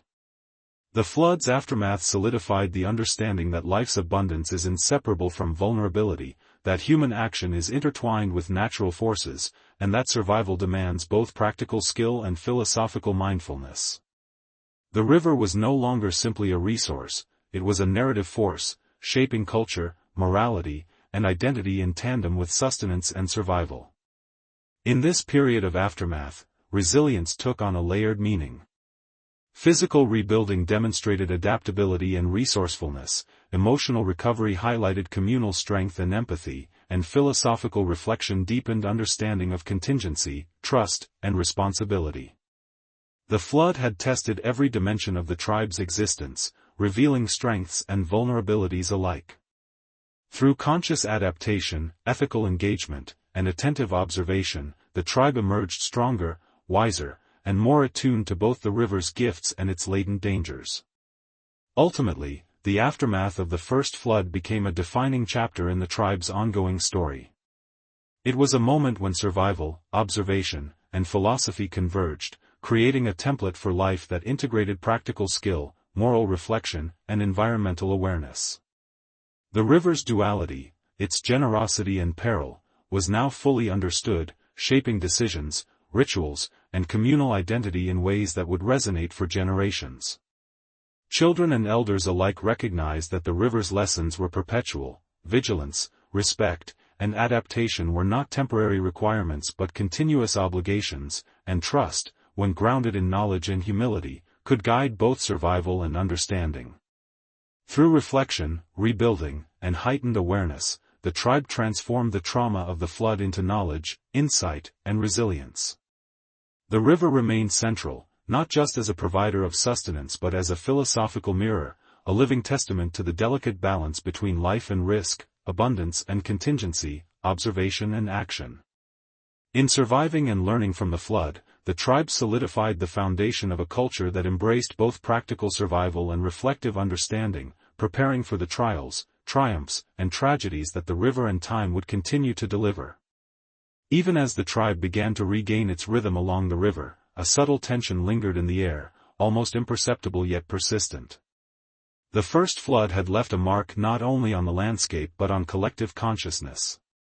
Elders spoke of the importance of continued vigilance, of reading the river and surrounding lands with meticulous attention, yet their warnings often blended with the hum of everyday life. Children played near the banks, laughter ringing through the valley, oblivious to the latent forces shaping the environment. Hunters and gatherers, focused on replenishing stores. Disrupted by the flood, occasionally dismissed small anomalies, attributing minor irregularities to chance. Yet the river, ever patient, seemed to murmur warnings, a constant whisper of potential peril barely noticed amid the bustle of renewed activity. Shifts in animal behavior became increasingly pronounced. Birds altered their flight patterns, sometimes hovering above the water with a peculiar intensity before abruptly changing course. Fish remained unpredictable, congregating in unusual pools or disappearing entirely from familiar zones. Deer and small mammals avoided areas the tribe had long considered safe, moving with a heightened wariness that suggested instinctive awareness of environmental change. Predators, in response, adapted their hunting patterns, sometimes encroaching on spaces occupied by humans. These observations, while noted by attentive elders, often failed to catalyze immediate action. The whispers of dread were subtle, a layering of anomalies whose cumulative significance was not yet fully appreciated. Weather, too, contributed to a sense of foreboding. Clouds gathered in irregular formations, sometimes producing brief, intense showers or sudden gusts of wind that bent reeds and shook branches. These events, minor when isolated, were part of a larger pattern, a rhythm of unpredictability that challenged assumptions of stability. Even the river itself exhibited small, irregular currents, shifting unexpectedly in shallow areas and carrying debris downstream with sudden force. To the observant, these were clear warnings; to the complacent, they were dismissed as anomalies, fleeting and inconsequential. The tension between knowledge and oversight created a psychological backdrop of unease, subtle yet pervasive, influencing mood, interaction, and attention. The elders attempted to codify these observations, recording patterns and hypothesizing about potential consequences. They discussed the possibility of additional floods, shifts in animal populations, and erosion along the riverbanks. These conversations, however, were often constrained by the limitations of human perception and the competing demands of daily survival. Practical tasks, repairing shelters, gathering food, and maintaining safety, occupied the tribe's focus, leaving little bandwidth for sustained contemplation. The whispers of dread persisted in this space between observation and action, a reminder that awareness alone, without deliberate response, could not avert disaster. Within the tribe, the emotional undercurrent was complex. Confidence born from surviving the first flood intertwined with anxiety about what might come next. Trust in the river's stability was tempered by vivid memories of disruption, yet hope and routine encouraged moments of complacency. Children sensed the tension but lacked the historical context to interpret it fully. Their instincts responded to minor disturbances with curiosity or excitement rather than caution. Adults balanced immediate needs with precautionary measures, yet the subtlety of impending danger made preparation challenging. The river's whispers were insidious in their quiet persistence, shaping psychology as much as physical reality. Observation routines, previously rigorous, became vulnerable to human error. Even the most attentive members of the tribe occasionally misread signs or failed to notice small changes in water clarity, soil condition, or animal behavior. These minor lapses, while seemingly inconsequential, contributed to a cumulative risk, demonstrating the difficulty of maintaining perfect vigilance in a dynamic environment. The whispers of dread were amplified by these oversights, their significance growing with each unnoticed anomaly. The river's power was not in sudden devastation alone but in the patient, accumulative pressure of subtle change, a force that tested both attention and philosophy. Philosophical reflection deepened alongside practical observation. The tribe contemplated the nature of trust, risk, and contingency, understanding that survival required balancing optimism with vigilance.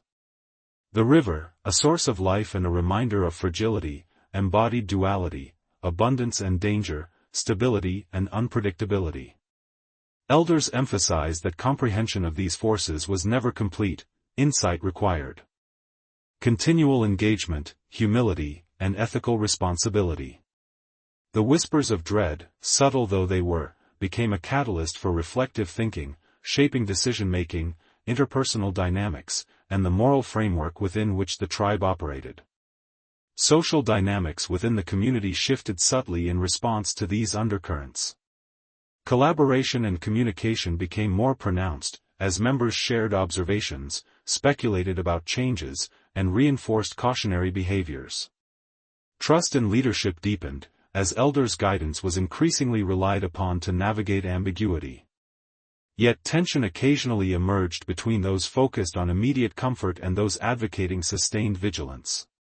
The whispers of dread influenced these interactions, fostering a complex interplay between individual desires, collective responsibility, and environmental awareness. Even natural beauty carried a heightened sense of ambivalence. Sunlight dancing on water now reminded the tribe of both life-giving warmth and potential volatility. The lush greenery that had flourished since the flood was both a source of sustenance and a signal of ecological sensitivity. Too much growth in certain areas indicated moisture retention that could destabilize soil or affect river flow. The tribe's perception of the valley evolved, encompassing both aesthetic appreciation and cautious scrutiny. Beauty was no longer unambiguously positive, it was interwoven with danger, forming a backdrop for reflective awareness. In private moments, individuals felt the whisper of dread most keenly. Hunters, returning from trips along the river, noted subtle shifts in currents or unexpected animal movements that left them uneasy. Parents worried for children playing near the water's edge, recalling the flood's power and unpredictability.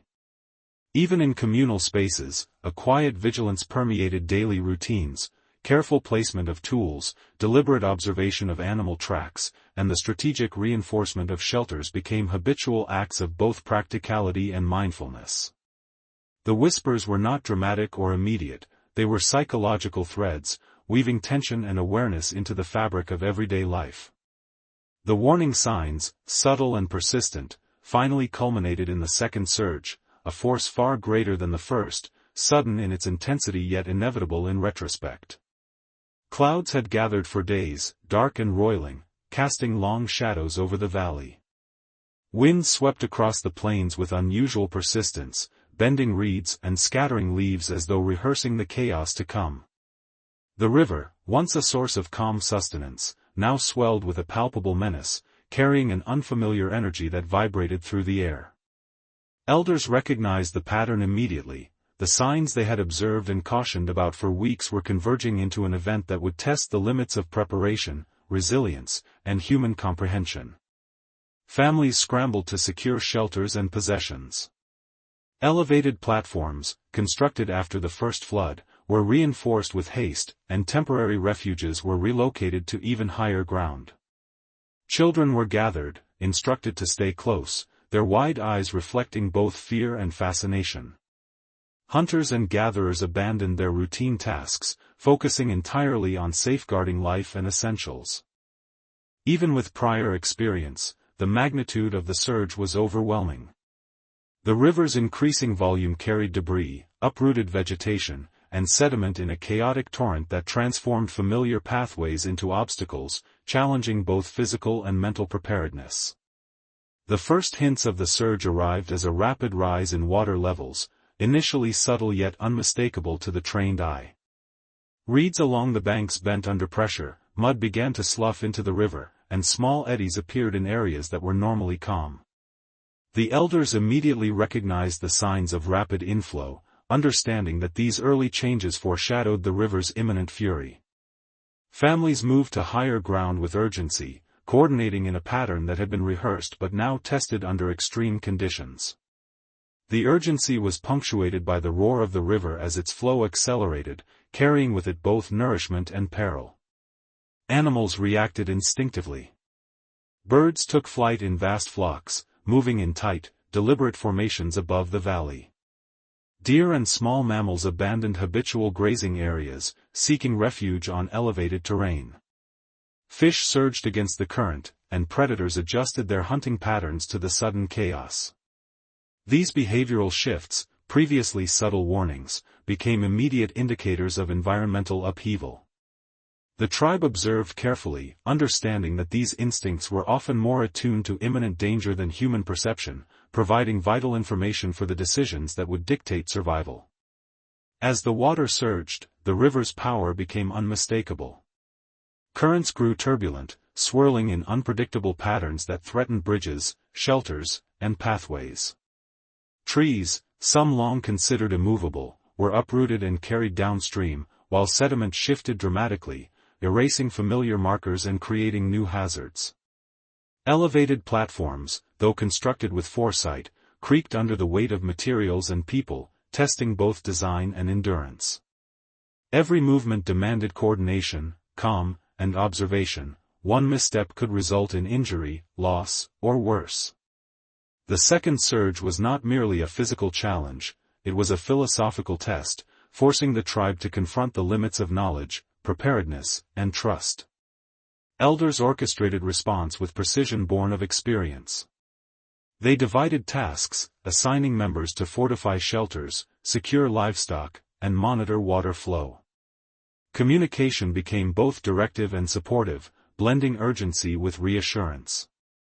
Children and less experienced members were guided carefully, learning through action the principles of situational awareness, risk assessment, and adaptive strategy.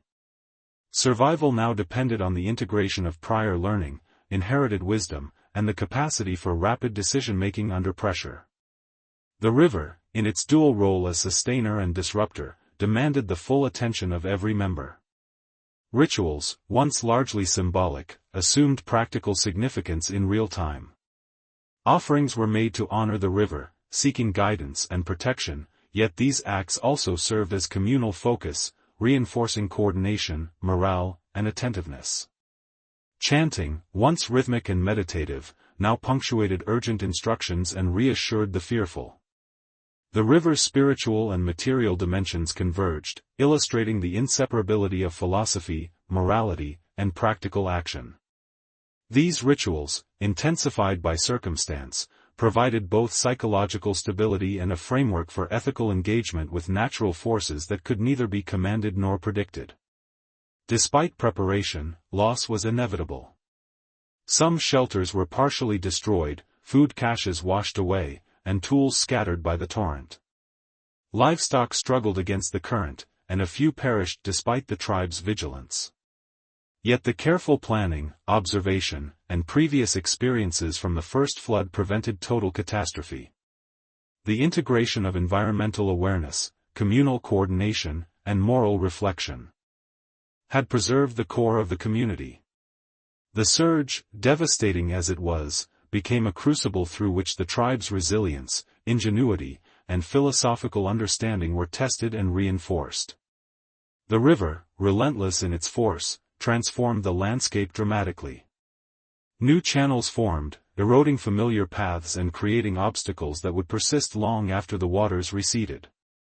Sediment deposits altered soil composition, affecting future agricultural potential. Fallen trees, uprooted vegetation, and displaced stones reshaped hunting and foraging routes. Each transformation demanded immediate attention and adaptive planning. The tribe observed closely, integrating these changes into a dynamic understanding of the environment, ensuring that recovery and future survival were informed by direct observation as much as by tradition. Emotional responses ran deep. Fear and awe intermingled as families confronted both the immediate danger and the long-term implications of the river's power. Parents comforted children while struggling to conceal their own apprehension. Elders managed the delicate balance between reassurance and urgency, ensuring that psychological resilience complemented practical action. The surge left its mark not only on the physical environment but on collective consciousness, instilling lessons about impermanence, contingency, and the ethical responsibilities inherent in survival.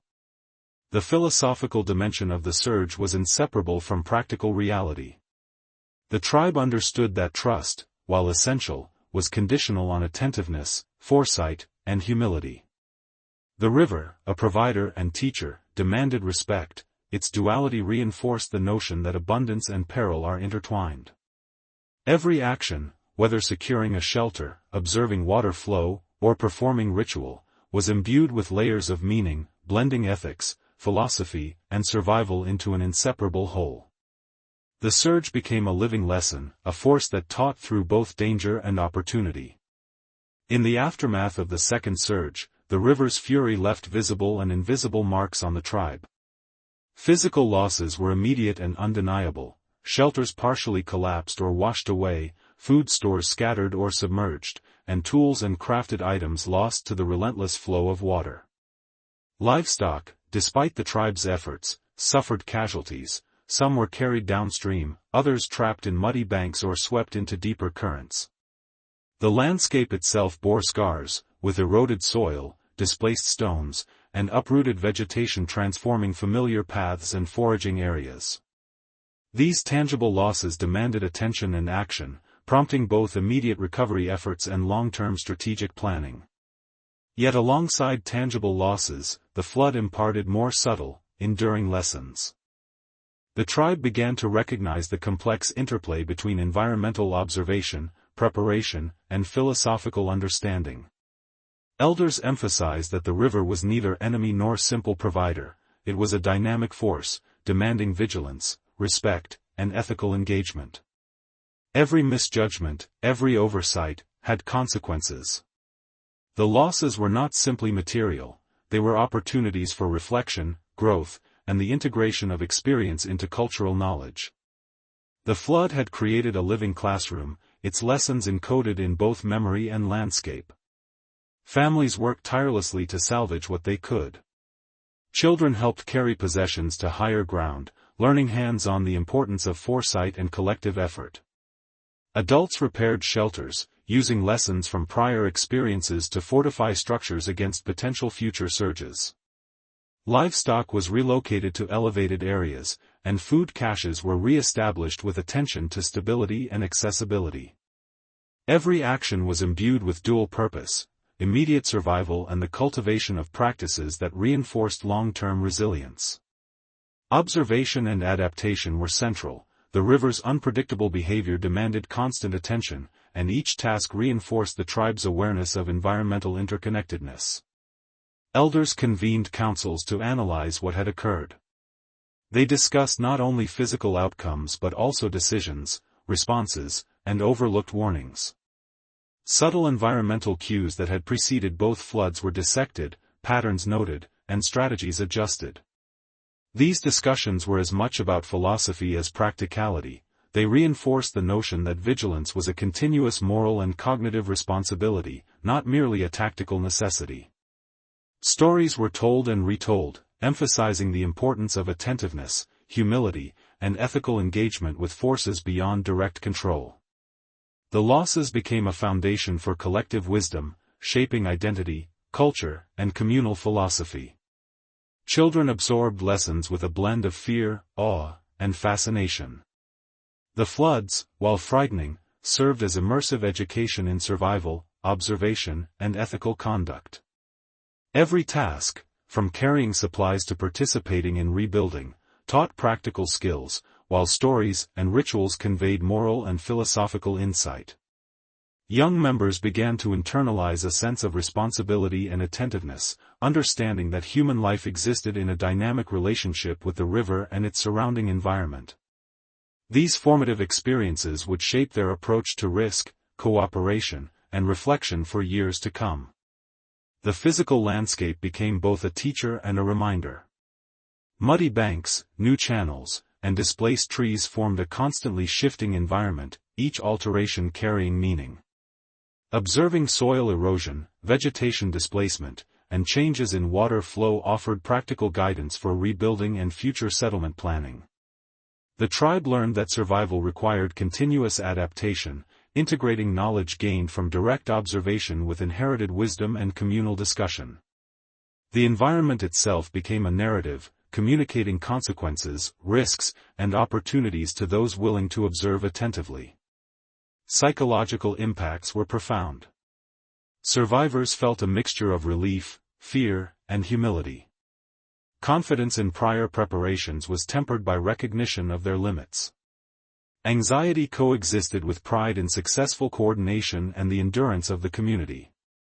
Adults became more attuned to subtle signals, and children absorbed the emotional rhythms of careful attention and respectful caution.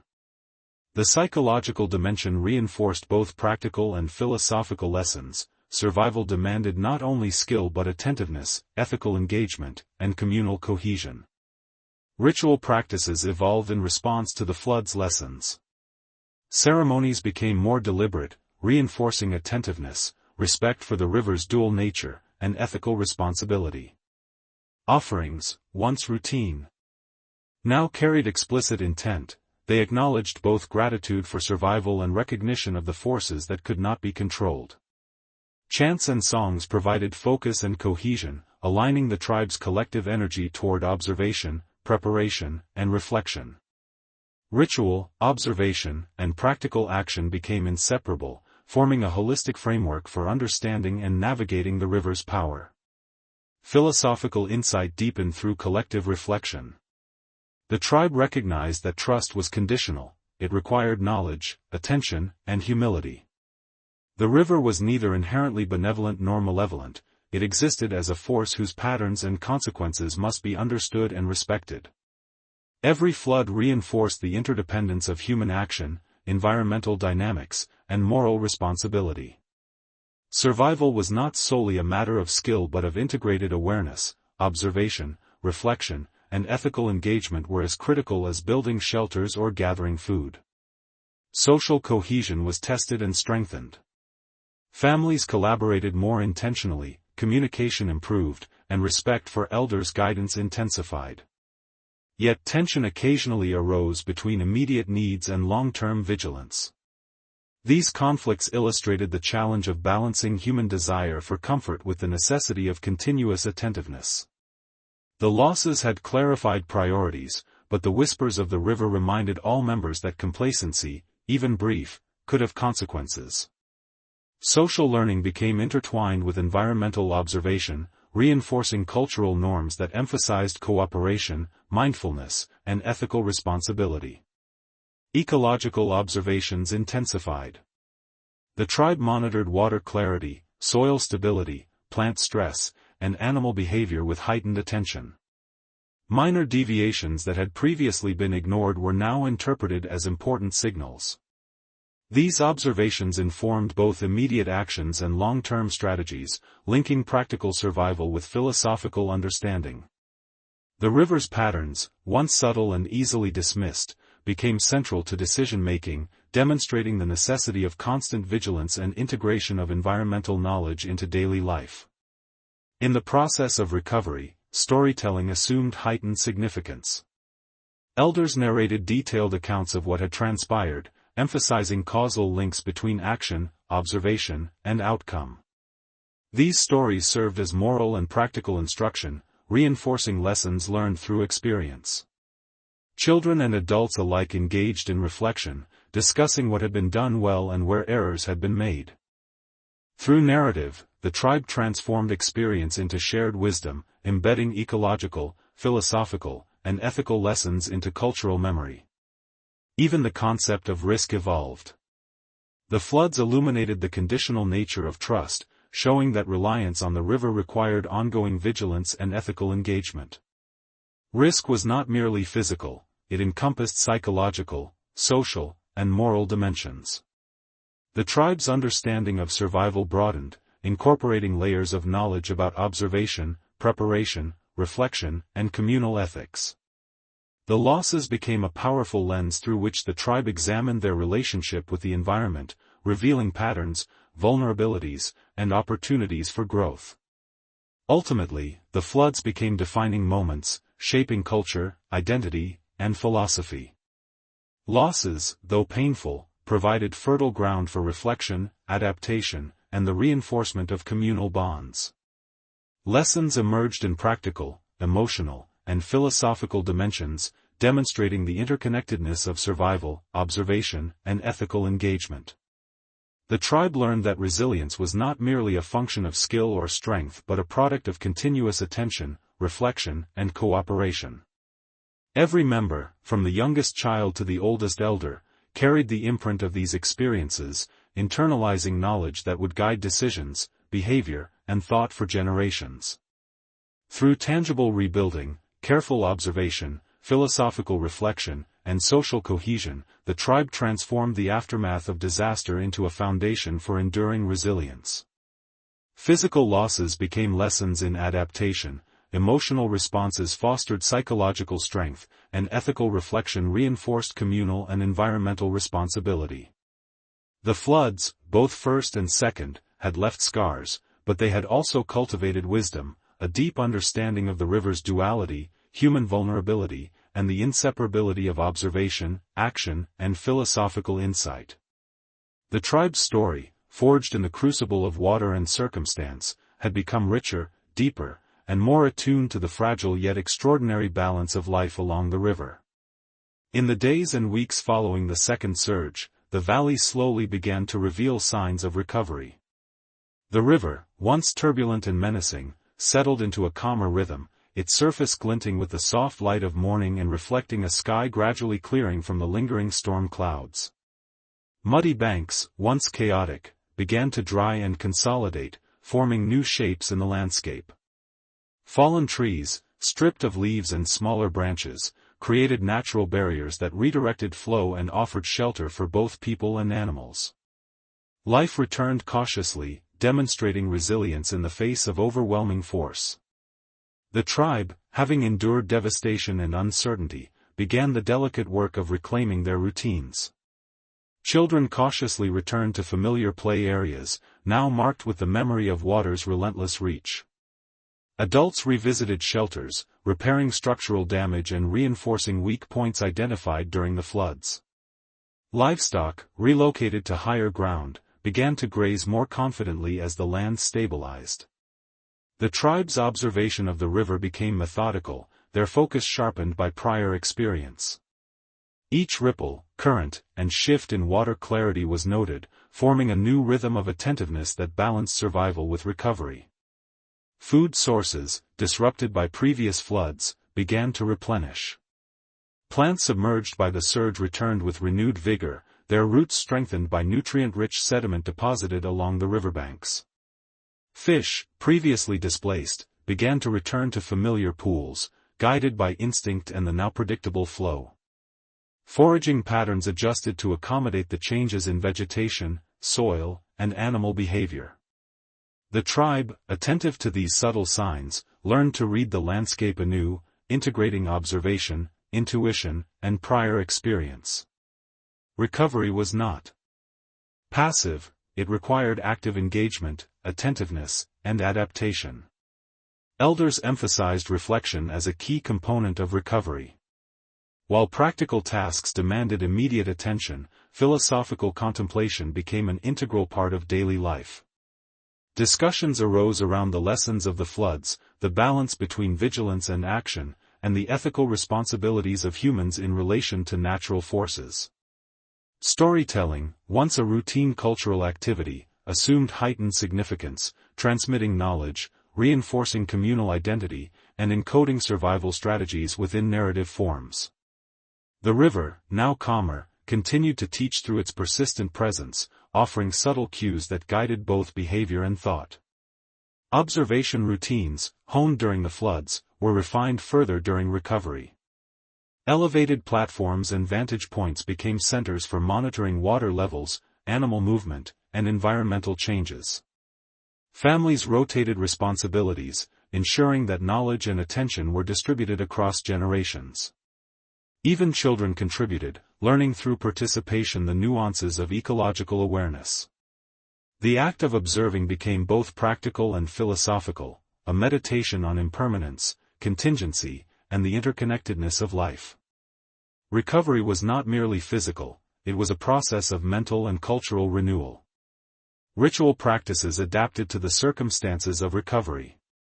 Offerings and chants emphasized gratitude for survival and acknowledgement of the river's dual nature. Communal ceremonies reinforced cohesion, fostering a sense of shared purpose and ethical engagement with both immediate and long-term challenges.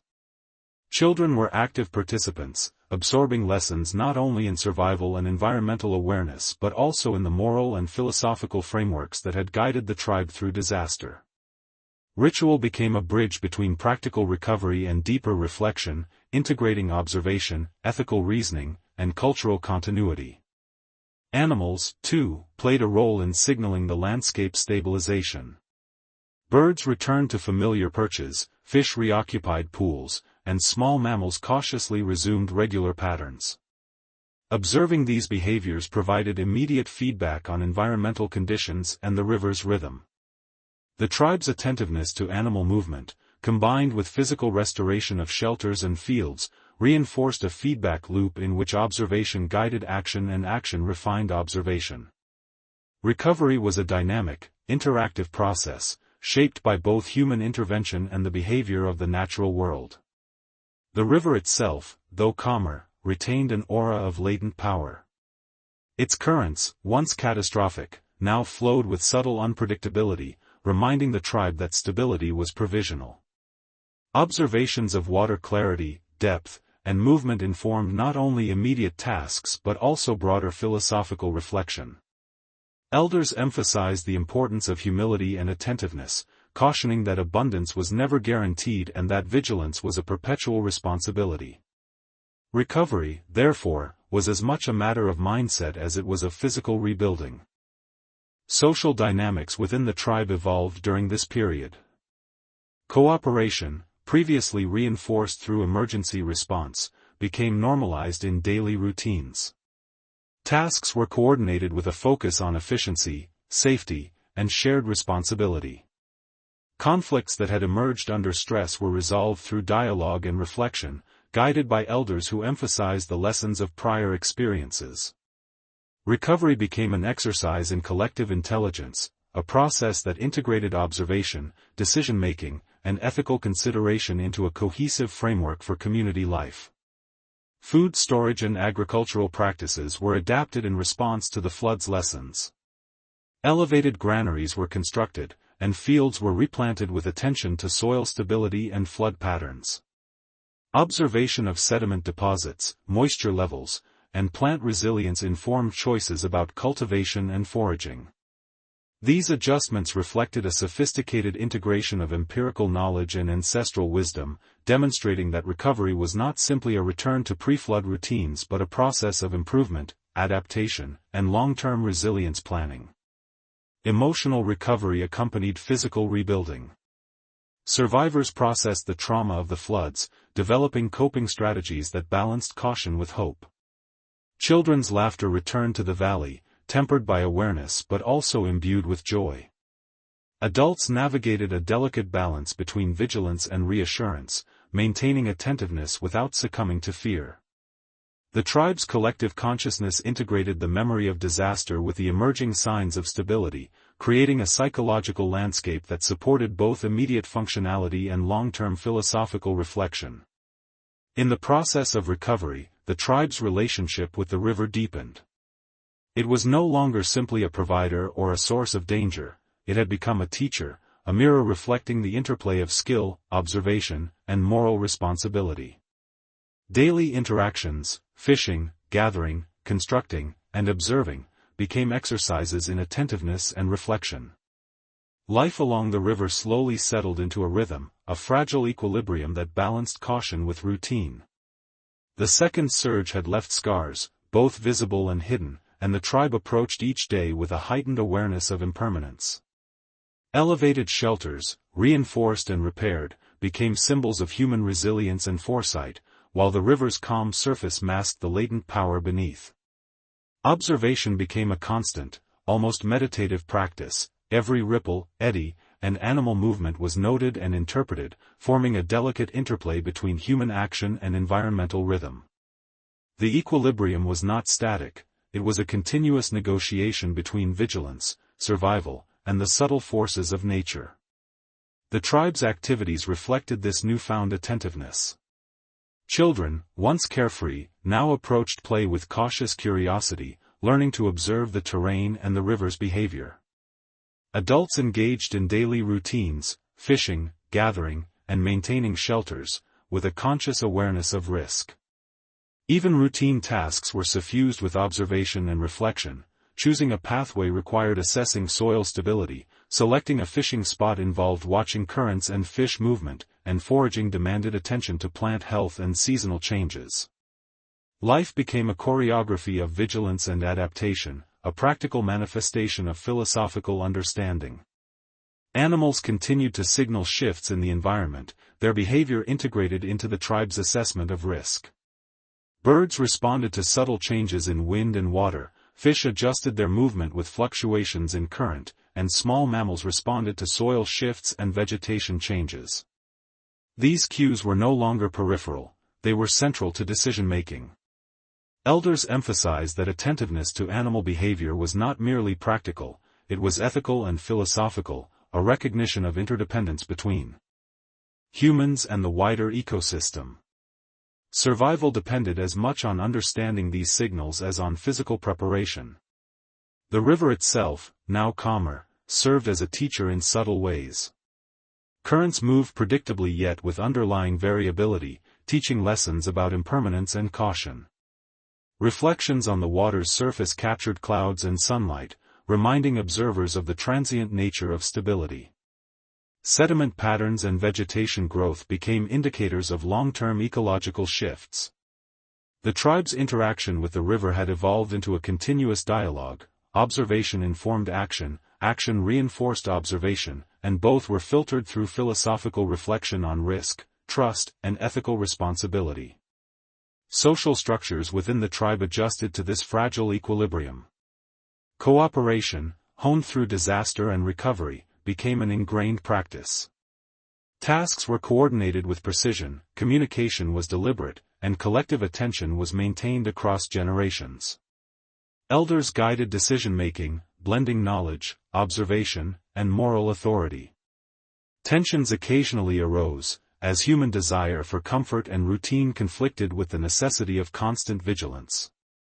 Yet these tensions were addressed through discussion, reflection, and cultural practices that reinforced the value of ethical engagement with both environment and community. Rituals adapted to reinforce the fragile equilibrium.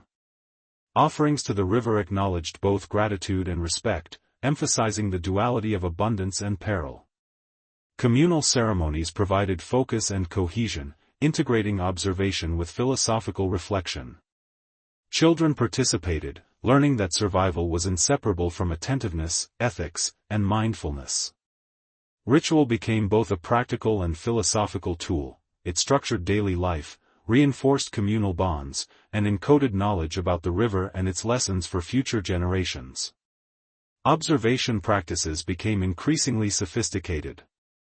Elevated platforms and vantage points allowed continuous monitoring of water levels, soil integrity, and animal behavior. Families rotated responsibilities to ensure that knowledge was distributed and maintained.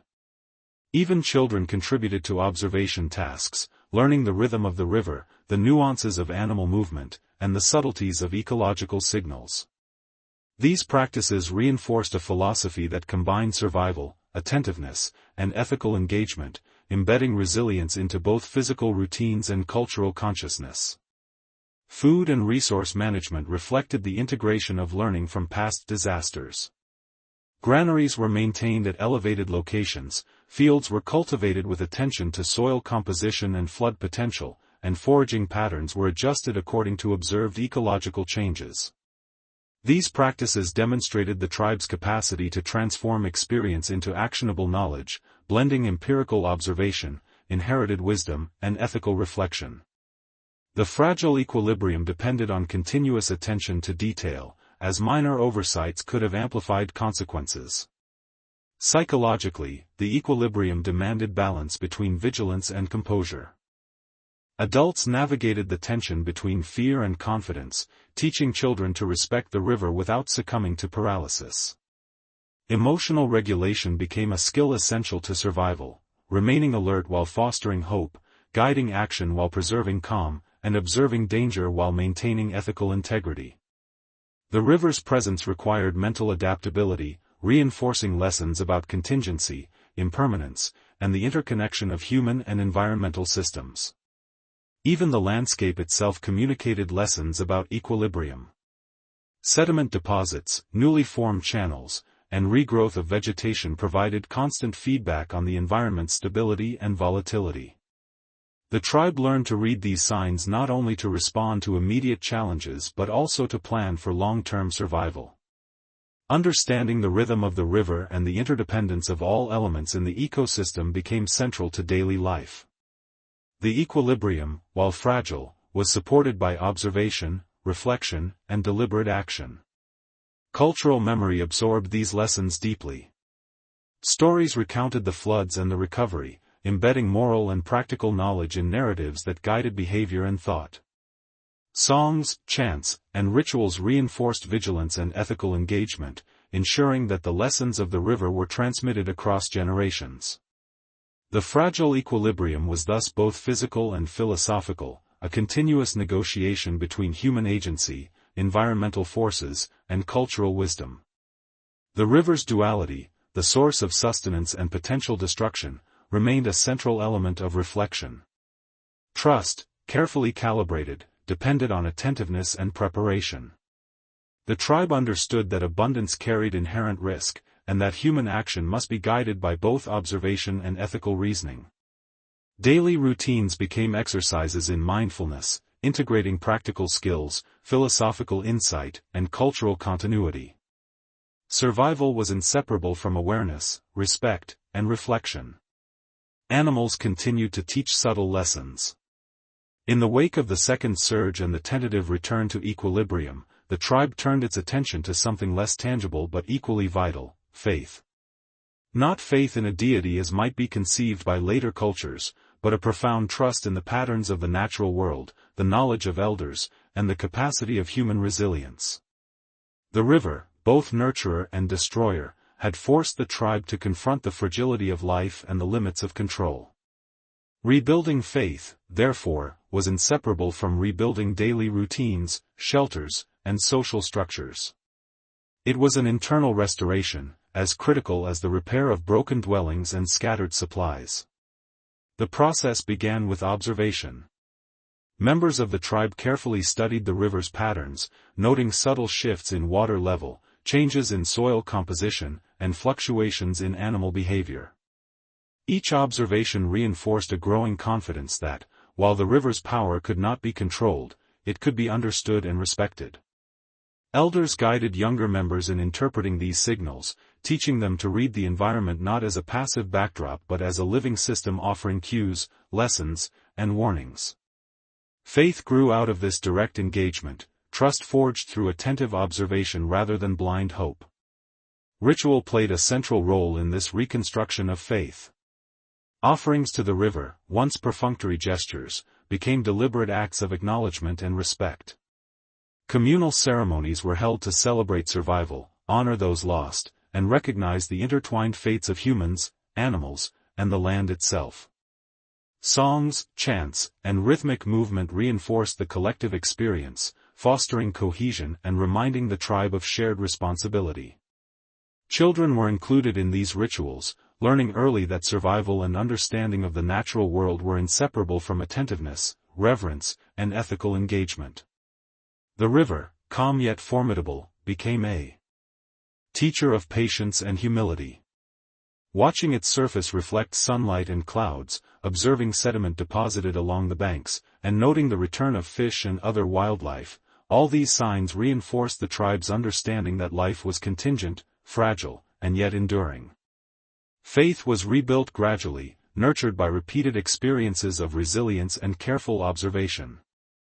It was not an abstract belief but a practical philosophy, integrating attention, reflection, and ethical responsibility into daily life.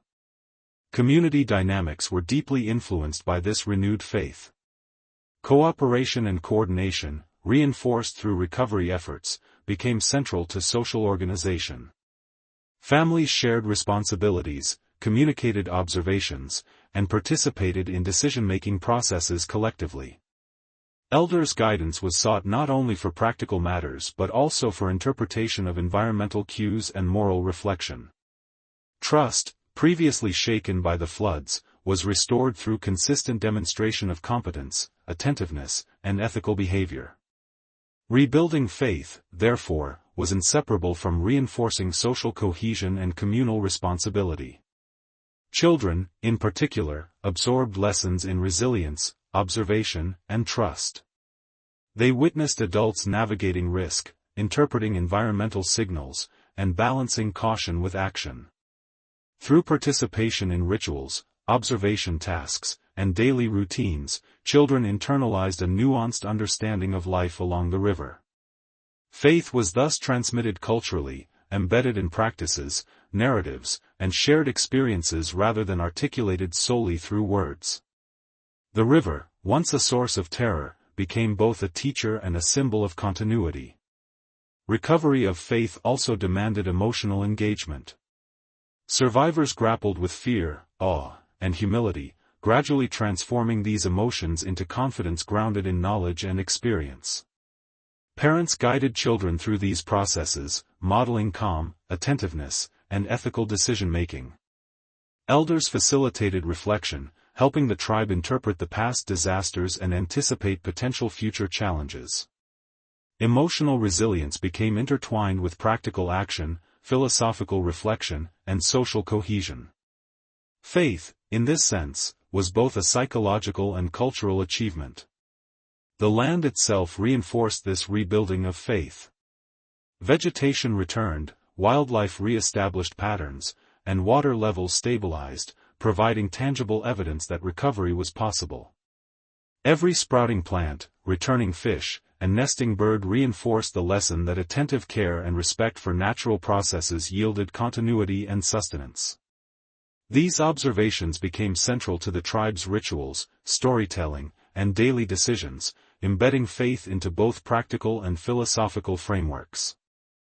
Nature's consistency, tempered by unpredictability, offered reassurance and reinforced ethical engagement with the environment. Practical routines were adjusted to reflect the renewed faith. Elevated shelters and reinforced structures were maintained, water and food sources monitored with precision, and observation tasks distributed across families to ensure continuous vigilance.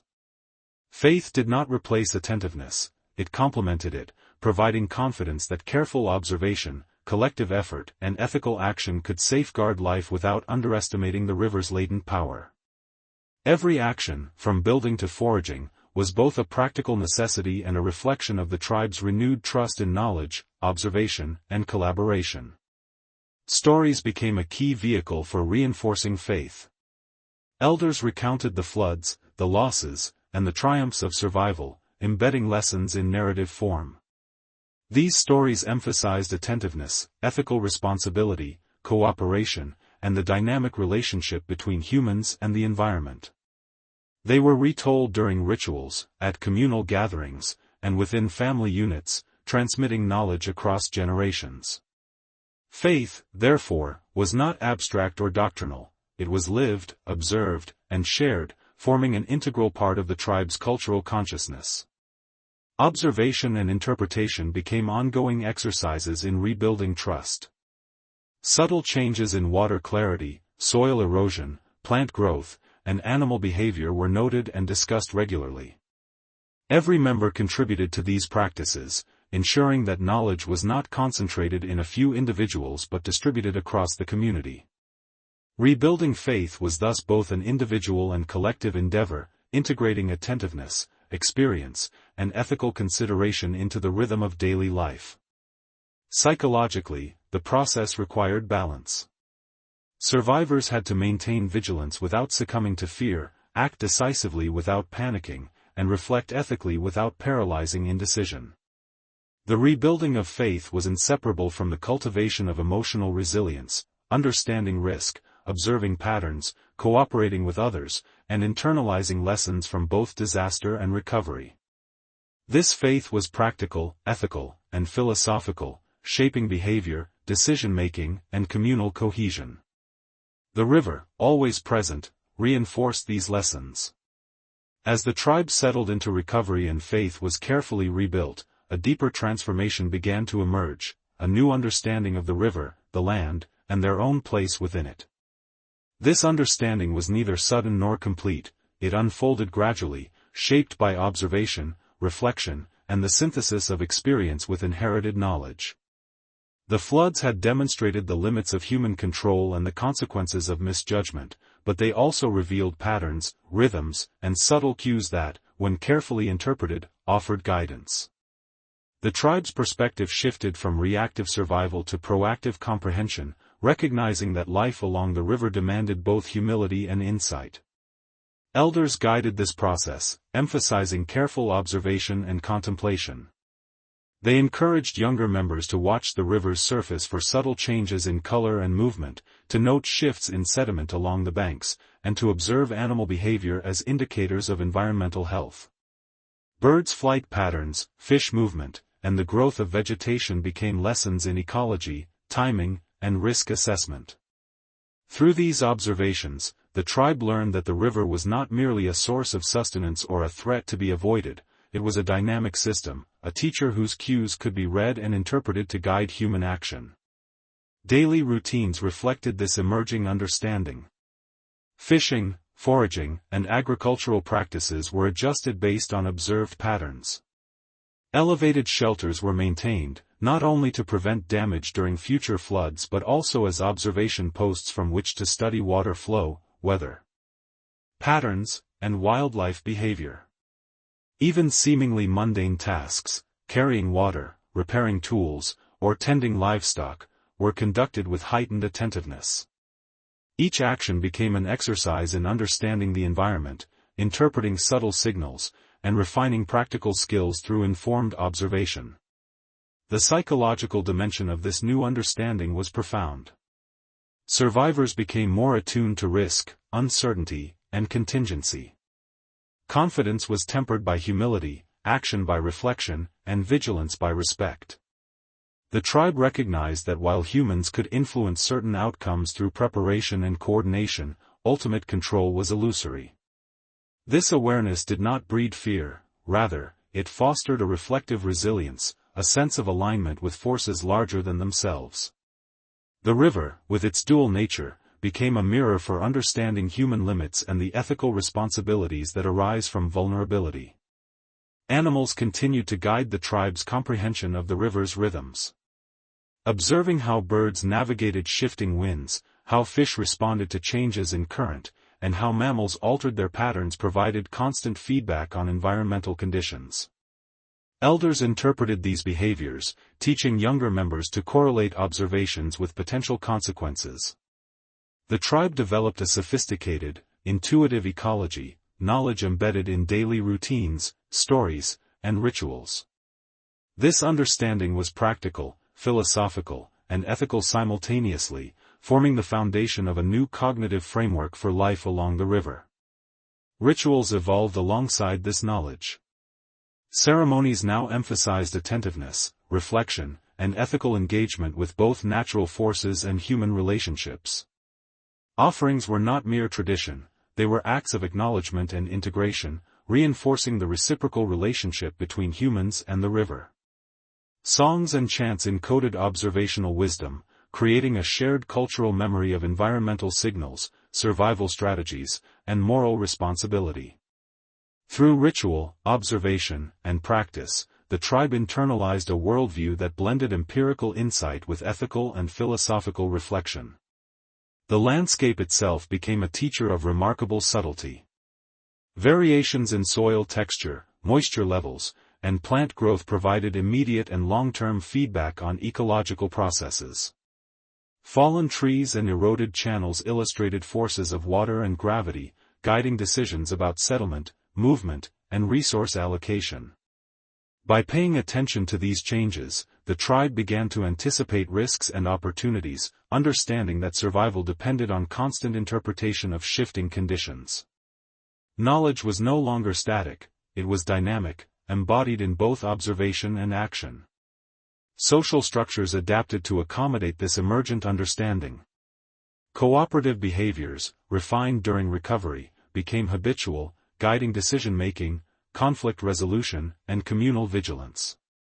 Elders mediated, instructed, and reinforced norms, ensuring that knowledge and ethical responsibility were distributed across the community.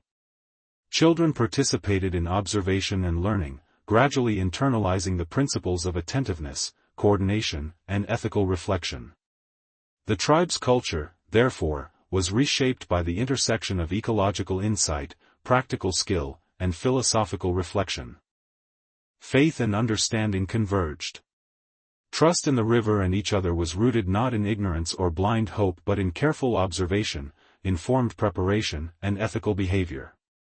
This new understanding created a sense of agency within the bounds of natural limits, allowing the tribe to navigate uncertainty with confidence tempered by humility. Life along the river became a series of integrated practices, observing, acting, reflecting, and teaching. Each generation inherited not only skills and strategies but also a philosophy that linked survival, ethics, and understanding in a seamless whole. The tribe's narratives reflected this transformation.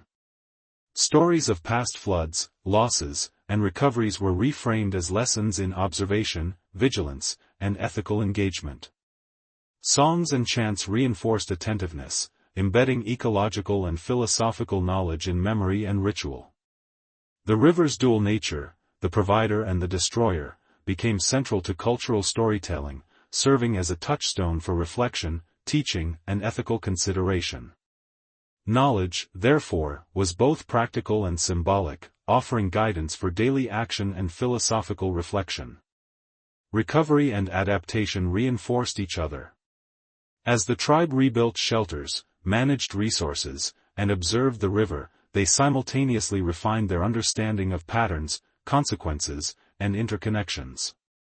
Every observation, decision, and action became part of an iterative cycle. Insights from experience informed action, and outcomes from action deepened understanding. This continuous loop fostered both practical resilience and philosophical depth, ensuring that knowledge was embedded in culture, behavior, and moral reasoning. The river's duality became central to this cognitive framework. Its calm surface concealed latent power, and its currents shaped the landscape in subtle yet profound ways. The tribe learned that risk and opportunity were inseparable, that abundance and danger were intertwined, and that attentive observation could mediate vulnerability.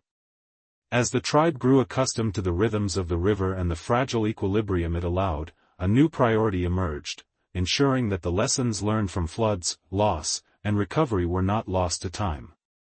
The elders understood that memory alone was insufficient, experiences needed to be codified, transmitted, and woven into the fabric of daily life. These lessons encompassed practical survival strategies, ecological observation, social cohesion, and ethical responsibility. Most importantly, they carried a philosophical weight, transforming past tragedies into enduring wisdom that could guide future generations. The process of passing on knowledge began with storytelling. Gathered around fires, under open skies, or within the safety of elevated shelters, elders recounted the floods in vivid detail. They described the first surge, the chaos it caused, and the mistakes that had amplified its impact. They spoke of the second, more devastating surge, emphasizing both the material losses and the lessons gleaned from survival. Every detail was purposeful: the height of the water, the timing of animal migrations, the subtle shifts in current, all were embedded in narrative, forming a tapestry of experience that young listeners could internalize. Children listened attentively, their eyes wide with fear, curiosity, and awe. They absorbed lessons not only through words but through the rhythm of storytelling itself, pauses emphasizing danger, repeated phrases reinforcing attention, and gestures illustrating movement and response. Elders encouraged questions, prompting children to consider why certain actions had failed, which strategies had succeeded, and how observation and attentiveness could prevent future catastrophe. The stories were not simply tales of survival, they were moral and practical instruction, embedding complex ecological, philosophical, and ethical knowledge in forms easily remembered and emotionally resonant. Ritual reinforced storytelling. Ceremonies commemorated survival, honored those lost, and highlighted key lessons. Offerings to the river acknowledged its duality as both provider and destroyer, integrating gratitude with attentiveness and ethical responsibility. Chants and songs, repeated during seasonal cycles, encoded observational wisdom, fish migration patterns, flood warning signs, and behavioral cues from animals were all preserved in musical rhythm. Through these rituals, knowledge became living, shared, and intergenerational, transforming ephemeral experience into cultural continuity. Practical observation exercises accompanied these teachings. Elders took children to vantage points along the river, demonstrating how to monitor water levels, sediment movement, and animal behavior. They pointed out subtle signs: a slight discoloration in water, the early departure of fish from a pool, or the nervous movement of birds before a storm. Each observation was accompanied by discussion: what does this indicate? How should we respond? Through this hands-on instruction, lessons became tangible, linking narrative and ritual with lived experience. Children learned not only what to do but also why, internalizing ethical and philosophical frameworks alongside practical knowledge. Social lessons were also emphasized. Cooperation had saved lives during the floods, and the tribe recognized that survival depended on maintaining these social bonds. Storytelling highlighted examples of coordinated action, while rituals reinforced collective responsibility. Elders encouraged reflection on interpersonal ethics, the importance of listening, sharing resources, and maintaining vigilance for the sake of others. In doing so, lessons passed on were not solely about interaction with the river or landscape, they were about cultivating the moral and social skills necessary to thrive in a contingent and interconnected world. The tribe's material culture reflected these lessons. Shelters, granaries, and tools were designed and maintained with accumulated knowledge in mind. Children learned by participating in construction, repair, and maintenance, observing techniques refined over multiple seasons. Elevated platforms, observation posts, and carefully positioned food stores were physical embodiments of lessons learned, tangible markers of foresight, vigilance, and adaptation. Every structure and tool became both practical and didactic, a material record of experience passed down through generations. Ecological awareness was central to this transmission of wisdom. Observing animal behavior, plant growth, and water movement became a structured practice. Elders demonstrated how to correlate environmental signals with potential consequences, teaching children to anticipate changes and act proactively. Knowledge of flood patterns, sediment deposits, and seasonal variations was integrated with ethical reflection. Understanding risk, predicting environmental shifts, and responding appropriately were inseparable from a philosophy of attentiveness and respect. The lessons passed on were holistic, linking survival with ethical engagement and ecological literacy. Emotional education was equally vital. The trauma of past floods had left lasting impressions on adults, and elders recognized the need to guide children in navigating fear, awe, and humility. Storytelling, ritual, and observation provided frameworks for emotional resilience, teaching the young to balance vigilance with calm, attention with action, and risk with ethical responsibility. Experiencing these lessons through narrative and participatory practice allowed children to internalize both emotional and cognitive responses essential for survival and reflection. Memory played a crucial role. The tribe developed practices to preserve both collective and individual memory. Storytelling cycles were repeated at specific times, rituals followed seasonal and environmental cues, and observation exercises were structured to reinforce recall. These practices ensured that lessons were not forgotten, that knowledge remained active, and that wisdom could be applied in real time. Memory became dynamic, linking past, present, and future, creating a cognitive framework that allowed the tribe to anticipate, adapt, and respond to the river and the wider environment. Faith and philosophy were interwoven with these lessons. The river's duality, its capacity to nourish and to destroy, was emphasized repeatedly. Children learned that trust was conditional, rooted in observation, attentiveness, and ethical engagement. Rituals, storytelling, and practical instruction reinforced this understanding, creating a holistic framework in which faith, knowledge, and action were inseparable. Survival was no longer a matter of chance, it was a product of observation, reflection, cooperation, and moral reasoning. The transmission of knowledge was iterative. Each season offered new observations, adjustments to practices, and refinements in understanding. Children grew into adults who then contributed their own insights, feeding back into communal wisdom. Storytelling adapted to incorporate new experiences, rituals evolved to reflect refined understanding, and observation practices were calibrated with each passing year. As generations passed, the river became more than a geographical feature. It became the living archive of the tribe's history, memory, and identity. Its currents carried the stories of floods, survival, and recovery, and its banks bore witness to the tribe's evolving practices, rituals, and social cohesion. The legacy of the river was both tangible and intangible, manifesting in the landscape, in cultural practices, and in the collective consciousness of the people who had endured its duality. Each ripple, bend, and seasonal shift served as a reminder that life was fragile yet resilient, contingent yet manageable through observation, collaboration, and ethical engagement. Physical evidence of the river's legacy was visible everywhere. Elevated shelters and granaries marked lessons learned from past surges, their construction refined over generations to resist both water and wind. Paths were deliberately chosen to avoid areas prone to erosion, and bridges or fords were maintained to allow safe passage during seasonal rises. Fields were cultivated with understanding of soil stability, sediment deposition, and water cycles, reflecting an intimate knowledge of the land. Every structure, pathway, and cultivated plot served as a record of accumulated insight, a manifestation of human adaptability and foresight. Observation practices, honed through repeated exposure to the river's rhythms, became central to the tribe's ongoing relationship with the environment.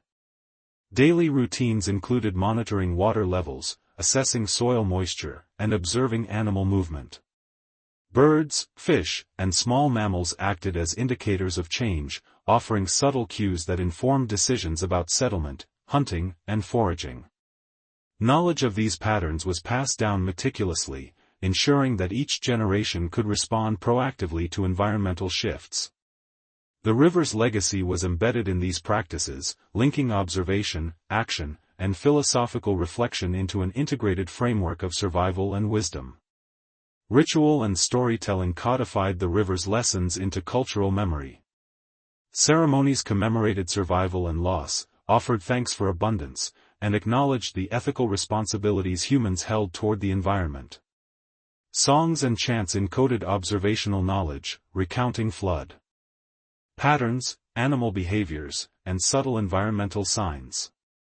Elders narrated stories that wove together practical survival strategies with moral and philosophical reflections, ensuring that children internalized both the technical and ethical dimensions of river life. Through these practices, the river's legacy became inseparable from cultural identity, ethical understanding, and philosophical insight. The river's legacy extended into social structures. Cooperation, shared vigilance, and collective decision-making were reinforced by rituals and daily practice, embedding ethical responsibility into communal life. Conflicts were mitigated through discussion and reflection, guided by elders who emphasized lessons from past experiences. Children learned the importance of collaboration, attentive observation, and ethical engagement by participating in both routine tasks and ceremonial practices. The river's presence, ever tangible and influential, shaped the tribe's social fabric, embedding resilience, trust, and moral awareness into collective consciousness. Emotional and psychological dimensions were integral to the river's legacy. Survivors and their descendants carried memories of fear, awe, and humility, which informed attitudes toward risk, vigilance, and resilience. Children were taught to navigate these emotions through observation, ritual, and guided reflection. Learning to respect the river without succumbing to terror, to act decisively without arrogance, and to maintain vigilance while preserving calm became essential life skills.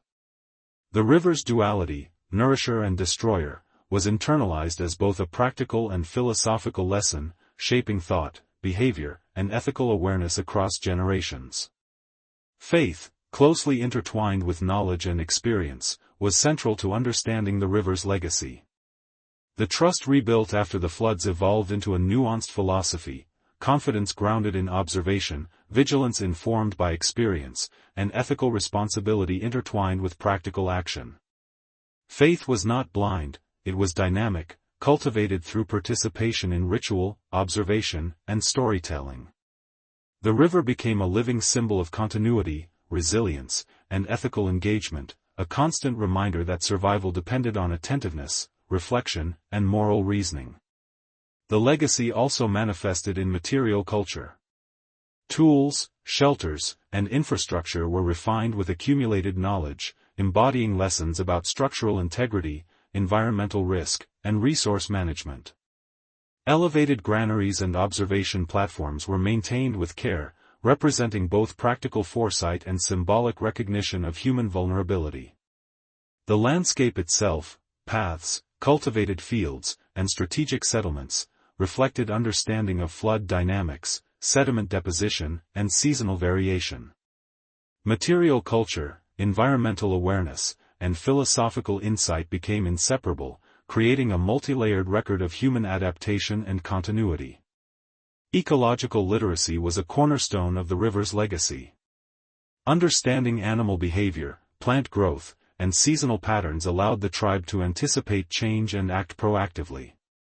Observing shifts in bird flight, fish movement, and soil composition offered critical feedback on environmental conditions. This knowledge was integrated with ethical reflection. The tribe learned that observation alone was insufficient without responsible action. Care for the environment, attentiveness to interdependence, and ethical responsiveness became embedded in every interaction with the river and its surrounding ecosystems. The river's legacy shaped identity. The tribe recognized that its history, culture, and survival were inseparable from its relationship with the river. Songs, stories, rituals, and daily practices all reflected a deep understanding of ecological processes, ethical responsibilities, and philosophical reflection. Identity was forged through experience and observation, linking individual and collective knowledge, cultural memory, and moral awareness.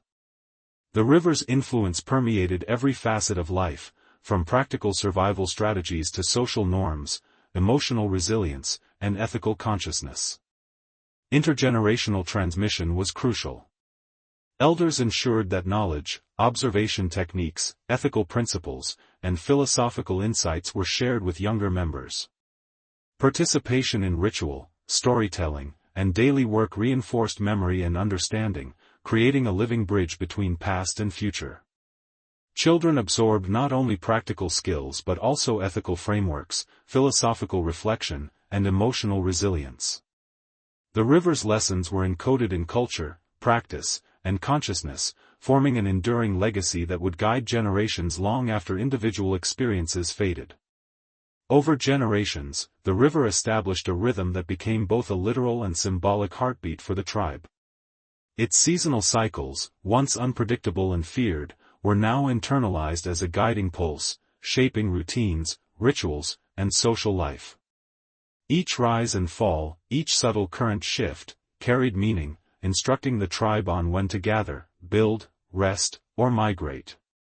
The river's enduring rhythm was more than a reflection of ecological patterns, it was a template for human life, a temporal compass that intertwined survival, philosophy, and culture. The tribe's daily existence mirrored this rhythm. Morning observations became a ritualized practice. Elders and children would ascend elevated platforms to watch water levels, note changes in vegetation, and interpret animal behaviors. Birds' flight patterns, fish movements, and subtle soil shifts were studied, not only for immediate survival but also for long-term insight into the river's cycles. Tasks were synchronized with these patterns, fishing at optimal currents, foraging when plant growth was most reliable, and reinforcing shelters during periods of rising water. Over time, human routines harmonized with the river's pulse, blending survival with aesthetic awareness, reflection, and mindfulness.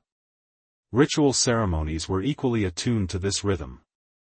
Seasonal offerings acknowledged both gratitude and respect for the river's dual nature, its capacity to provide sustenance and to bring destruction. Music, chants, and dance followed the cadence of the river, crescendos mimicked surges, pauses reflected calm stretches, and repetitive motifs encoded observational knowledge. Through participation in these rituals, the tribe internalized lessons of attentiveness, cooperation, and ethical responsibility. Children absorbed the rhythm as naturally as they absorbed narrative, embedding ecological literacy and philosophical reflection into both mind and body. The river's enduring rhythm also informed social structures. Coordination of labor, division of responsibilities, and collective vigilance were synchronized with environmental cues. Elders mediated decisions using accumulated knowledge of seasonal patterns, teaching younger members the ethical implications of timing, resource allocation, and communal action. Trust, previously fragile after past floods, was strengthened through the shared awareness of environmental rhythms. The river became a teacher of not only ecological intelligence but also social cohesion, guiding the tribe toward a balance between autonomy and collective responsibility. Observation of the river evolved into a sophisticated practice.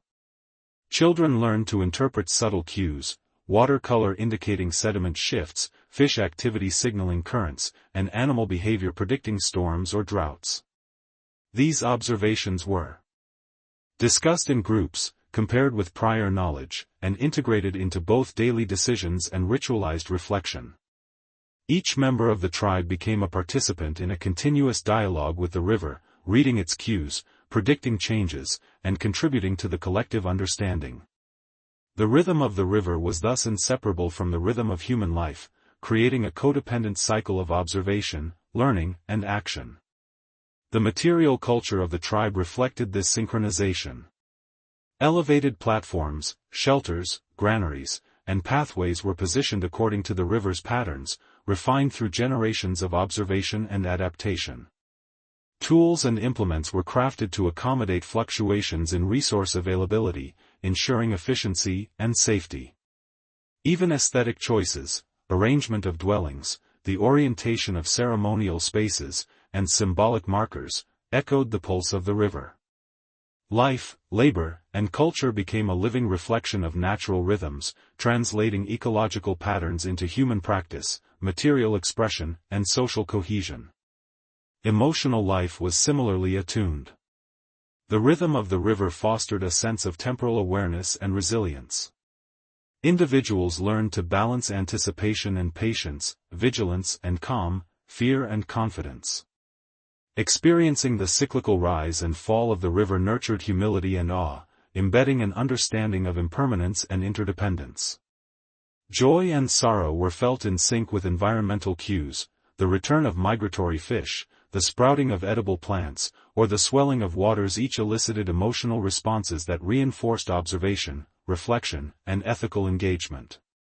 Through repeated experience, emotional resilience became integrated with ecological literacy and philosophical understanding. The river also shaped philosophical reflection. Its enduring rhythm became a metaphor for the nature of existence, constant change tempered by predictability, vulnerability balanced by adaptation, and dependence intertwined with agency. Elders used the river as a teaching tool, drawing lessons about impermanence, ethical responsibility, and human interconnectedness with the natural world. Storytelling incorporated these insights, with narrative arcs mirroring the rise and fall of currents, and moral lessons embedded in depictions of survival, cooperation, and attentiveness. Philosophy, narrative, and ecological practice converged, reinforcing both cognitive understanding and cultural cohesion. Cultural memory was reinforced through ritualized observation. Ceremonies marking seasonal shifts encoded knowledge of the river's pulse into communal consciousness. Chants, dances, and visual symbols reflected the river's duality, translating observation into aesthetic, mnemonic, and ethical frameworks. Children participated actively, experiencing both the physical rhythm of the river and its symbolic representation. Knowledge, ethics, and cultural identity became inseparable from environmental engagement, ensuring that the river's lessons were embedded in both practice and consciousness. The river's pulse also influenced social hierarchies and roles. Elders maintained authority based on experience and observational insight, guiding labor, decision-making, and ritual practice. Adults coordinated collective work according to environmental cues, ensuring efficiency and safety.